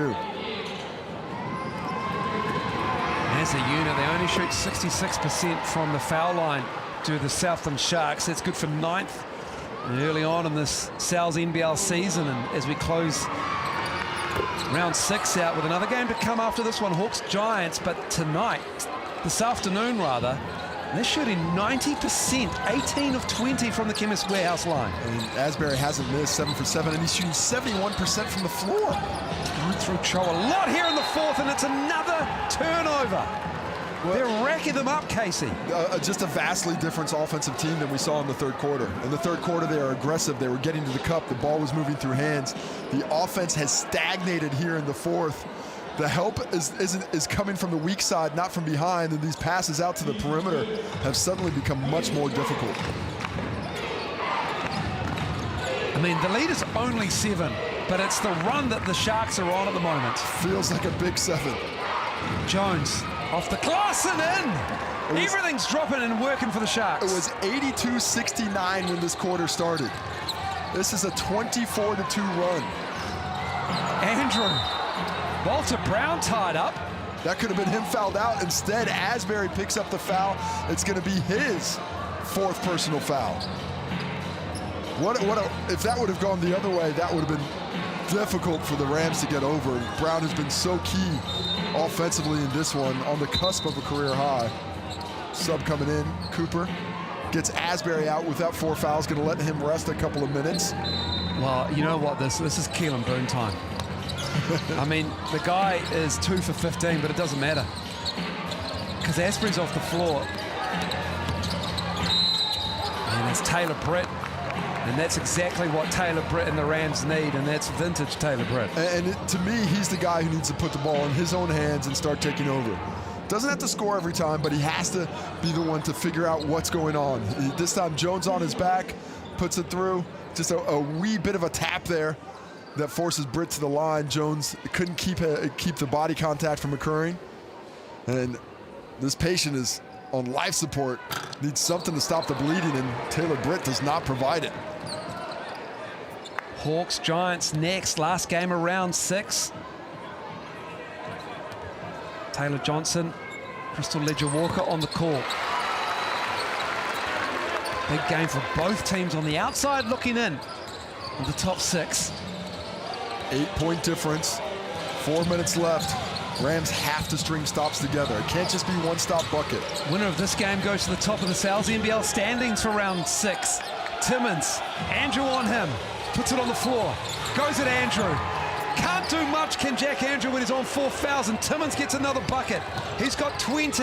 Britt to the cup, another and one for Taylor Britt. And that's the first time the entirety of the fourth quarter that the Rams have played with pace. And that was almost accidental. The pass went a little bit further than Britt wanted to go. Forced to run and attack. I think playing a team on their second game of the weekend as we see Taylor Britt take that swipe from Boone and then put it in. They have to attack with more speed. This is a team playing their second game of the round. Force them to get up and down the court here in the fourth quarter. He's got so much composure, Taylor Britt. He shows it there. 7-point Sharks lead. And just feeding the big fella. Gonna make them double down and see what happens out of it. Britt ties him up. Nice hands from Timmins there as Cooper drives. Tried to drop it off at Timmins. The cup was wide open. Had multiple shot attempts there, just chose not to take any of them. Well, Britt wants this matchup on Jones, but he got the switch. Rougeau over to Jack Andrew. Cho. Here's Cho going with the big. Brown in the corner. He's been quiet. They need a 3. He has to put it up with the shot clock expiring. Under 3 to go. Sharks ball. Up 7. Poor offensive possession that time by the Rams. They never really decided what they wanted to do. And the players that had the ball in hand were non-committal with it. This game has been as advertised. Jones chased off the 3-point line. Finds Braden Inga. Back down in Invercargill. And I think they have to continue to go with that early double on Sam Timmins and work out of rotations on the backside. If they let Timmins get 2 or 3 dribbles, he's shown that he can get to the cup. Already has a double-double, 20 points and 10 rebounds. Without Asbury in, force someone else to beat you. Of course, Asbury's checked back in now. He is 30 points for him, 10 of 14 as Britt has Jones on his hip. Steps back, knocks it down. Taylor Britt stepping up when they need him the most. And now starting to put a little bit more pressure here on this Sharks team. Asbury has the ball in hand. He'll work this down off the on-ball late. DJ has the crowd going with a defense chant. Here's Asbury driving on Andrew. Andrew with those 4 fouls. Cooper, blocked by Andrew. Wow. Excellent defense from the big for the Rams. Nice find by Asbury, better defense by Andrew late. Have Britt in the corner, but he doesn't see it, goes post instead, and Jones snatches it. 95-90, under 2 to go now. 4th steal of the game for Jones. Back to Timmins. Timmins to the cup. No, that's big and strong from Sam Timmins. The Sharks are on their fins.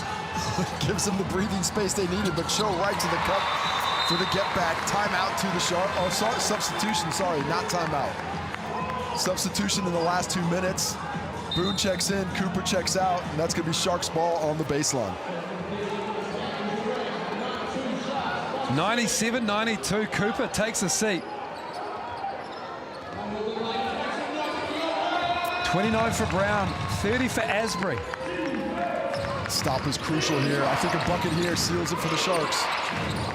Asbury steps back, knocks down a 3. Caleb Asbury, 11 of 15, 33. How about the space he created with that snatch back? Britt concerned about the drive. Instead, he needed to be concerned about the triple. Andrew for 3. Who wants it? Tipped away by Rougeau. Taylor Britt has it knocked away by Boone. Boone and Inga. Boone all by himself. Lost the head all the way up. Inga saves it to Boone. Boone or Brown gets the roll. 10 is the lead. Under a minute to go. Keelan Boone might have just called game. How about that? How about that? Braden Inga, the athleticism to save it in front of the Rams bench. Walter Brown, the only defender who works his way back in. Boone misses the dunk, and Braden Inger is the one who works out and outworks everyone to chase it down and give him another chance. And this is what the live standings look like. It's going to be the Sharks leapfrogging things and jumping up. And the Rams drop to 4th. Oh man, it's cold out on the streets in the NZNBL at the top. That is for sure. It's a 10-point lead. Big game coming up next. Giants and Hawks. Those two teams need to string wins together. Hawks look good. Jeter in the lineup, the American big. And Giants looking to string some wins together as well. Taylor Johnson with the call. And Crystal Ledger Walker with her. But this has been such a tremendous fourth quarter. 33 points.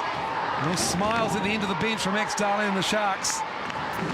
33 to 10 in this quarter. Just found the energy. And that's what the Rams put 33 on them in the third.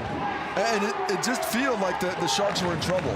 They were stagnant. It felt like they had their feet in cement shoes.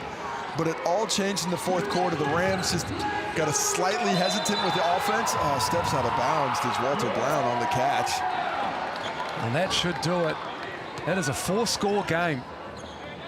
And just what a time for the Rams offense to go walkabout. Neither team has used their BNZ player timeout in this game. Don't need them. Don't need the BNZ player timeout tonight. Here's Ryland Jones. And of course, if they foul, they're going to the line, and they're already in the bonus. They've been in the bonus since about the 7-minute mark, or 6-minute mark. Is Boone and the Sharks. And there is the foul. Rougeau has fouled out. Welcome back to the NZNBL, Rene Rougeau. Unfortunate timing on that one. To let the clock get down to 7 before fouling was not what you want to do. What a win. What a win. Keelan Boone, like we talked about, I laboured a point. He's 3 for 17, but it doesn't matter with Keelan Boone. When you got Caleb Asbury and Sam Timmins doing what they've done, they combined for 55 points. But Keelan Boone has just been effort in all the little areas that they needed him to be. He's been excellent on the glass, picking up 8 of those. He's got 2 steals, but also he hasn't been forcing shots. Yeah, he hasn't had a great day shooting the ball, but if he's open, this is a guy you want to shoot. And he's still finishing on 9 points now. If he gets over to double figures, he'll be the 5th Shark to hit double figures today. Ryland Jones as well, 19 points, 10 assists, 4 steals. He's been on a tear the last few weeks, just looking so much more comfortable than he did earlier this season. Andrew with the rebound, tipped away by Asbury, who steals it, tucks it under his wing. And you call a BNZ player timeout. Caleb Asbury, I just love his game, his energy, his wide oar. To get that steal, the monober, to get that steal and just stare you down. Just look at the opposition like, why are you trying to pass that? Use that QR code for community groups, school groups, social groups, any kind of groups, scan it, and for your chance to win tickets to the season's big games here in the NZNBL, all thanks to the BNZ player timeout. Well, the Rams brought it back to 90-95 and looked like they might be able to work their way back into it, but just response after response in the fourth quarter here by the Sharks, and the Rams they're content to let this one sit. The Sharks might go for one more bucket. Asbury, well, every point matters in the NZNBL. Points percentage has decided games, and more so playoff spots, but that's why you see the Rams call a BNZ player timeout, because quite simply, buckets matter. And it does matter. The points percentage is what's going to send the Rams all the way down to 5th place after this one. 5th? Or is it 4th place, sorry. 4th, yeah. Slide down the line. That's cold. But on the same amount of wins as other teams there. And actually, yeah, not quite 5th. Here's Walter Brown for a career high. He gets it. 32 for him. It is a career high. And it will be Ryland Jones who will dribble it out. And that is it. A massive fourth quarter for the Sharks, 35. And Caleb Asprey shakes the hands of the fans. You like to see it. That's a nice touch. Because they'll get into you during the game, but respect is given by both sides there. And the Sharks win 104-95, go to the top of the Sal's NBL after a massive fourth quarter. Well, huge play. We heard Caleb Asprey speak about it. Sure, he says some things about this, just another game, but this matters to the Sharks. This matters. South Island dominance. The Sharks want to be where the Rams were over the last 4 years. 2 titles, 3 championship game appearances. But now they want to, it looks like the Sharks are trying to get back to the title game, and they want to start their own dynasty. And what a gay way to do it today. Come from behind, look dead in the water, but found a way to come back from double digits to grab a huge 9-point win. All smiles again. Max Darling due back to play the Saints next round, round 7. And the Sharks get the win. They beat the Canterbury Rams, who dropped to 5-2. Southland Sharks go to 7-2. And the Sharks win 104-95. Holding the Rams to just 13 in the fourth quarter. And that's how it looks for the teams after 40 minutes of basketball. And you look at most of those stats, and if I see 18 offensive rebounds to 7 and 43, an 8 rebound advantage overall, I'm going to feel pretty confident. But it's the 3-point shooting of the Sharks that evened that one out. 14 out of 30, nearly 47% overall, shooting over 50% from the field. That kind of efficiency, very difficult to beat. Both teams shared the ball well, got active in the passing lanes. The Sharks bench just a wee bit better than the Rams bench. That 16-point lead by the Rams could not be held on. The Sharks storm back to snake one out in Christchurch. Well, we talked about the offensive rebounding of the Canterbury Rams, and it was a factor, but it wasn't a factor for the win. They couldn't defend the 3-point line. They made them pay. And they ended that three-peat opportunity last year to the Sharks, albeit on the floor at Cowes. Now Jonathan Yim and the Sharks with a statement win. 6 in a row for the team from Yimvikagal. And the Sharks will be very happy as they walk off the floor here at Parakiore, as Nick Bewley is waiting sideline for us to grab Caleb Asprey, our man of the match for this game, as the Rams will go again next round. Sam Timmins, he was in the conversation, 22 and 10 for him. Rylan Jones, 19 and 10 assists for him. Are we going to get an Oklahoma City style interview here? Are we going to have the whole Shark squad behind them? They love these ones. Let's go to Nick. Thank you, Miles. Game MVP, Caleb Asprey.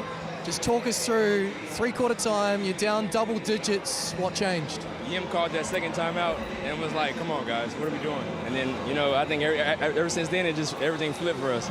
And, you know, we're a good team, you know, so we just fought back. Yeah, fix one. Make sure I'm good. This is like the Oklahoma City Thunder. What does it say about the culture of this team? 6 wins. We brothers. This is more than basketball. You know, it's a brotherhood over here. That's why it's so easy to come and play for somebody like this. You feel me?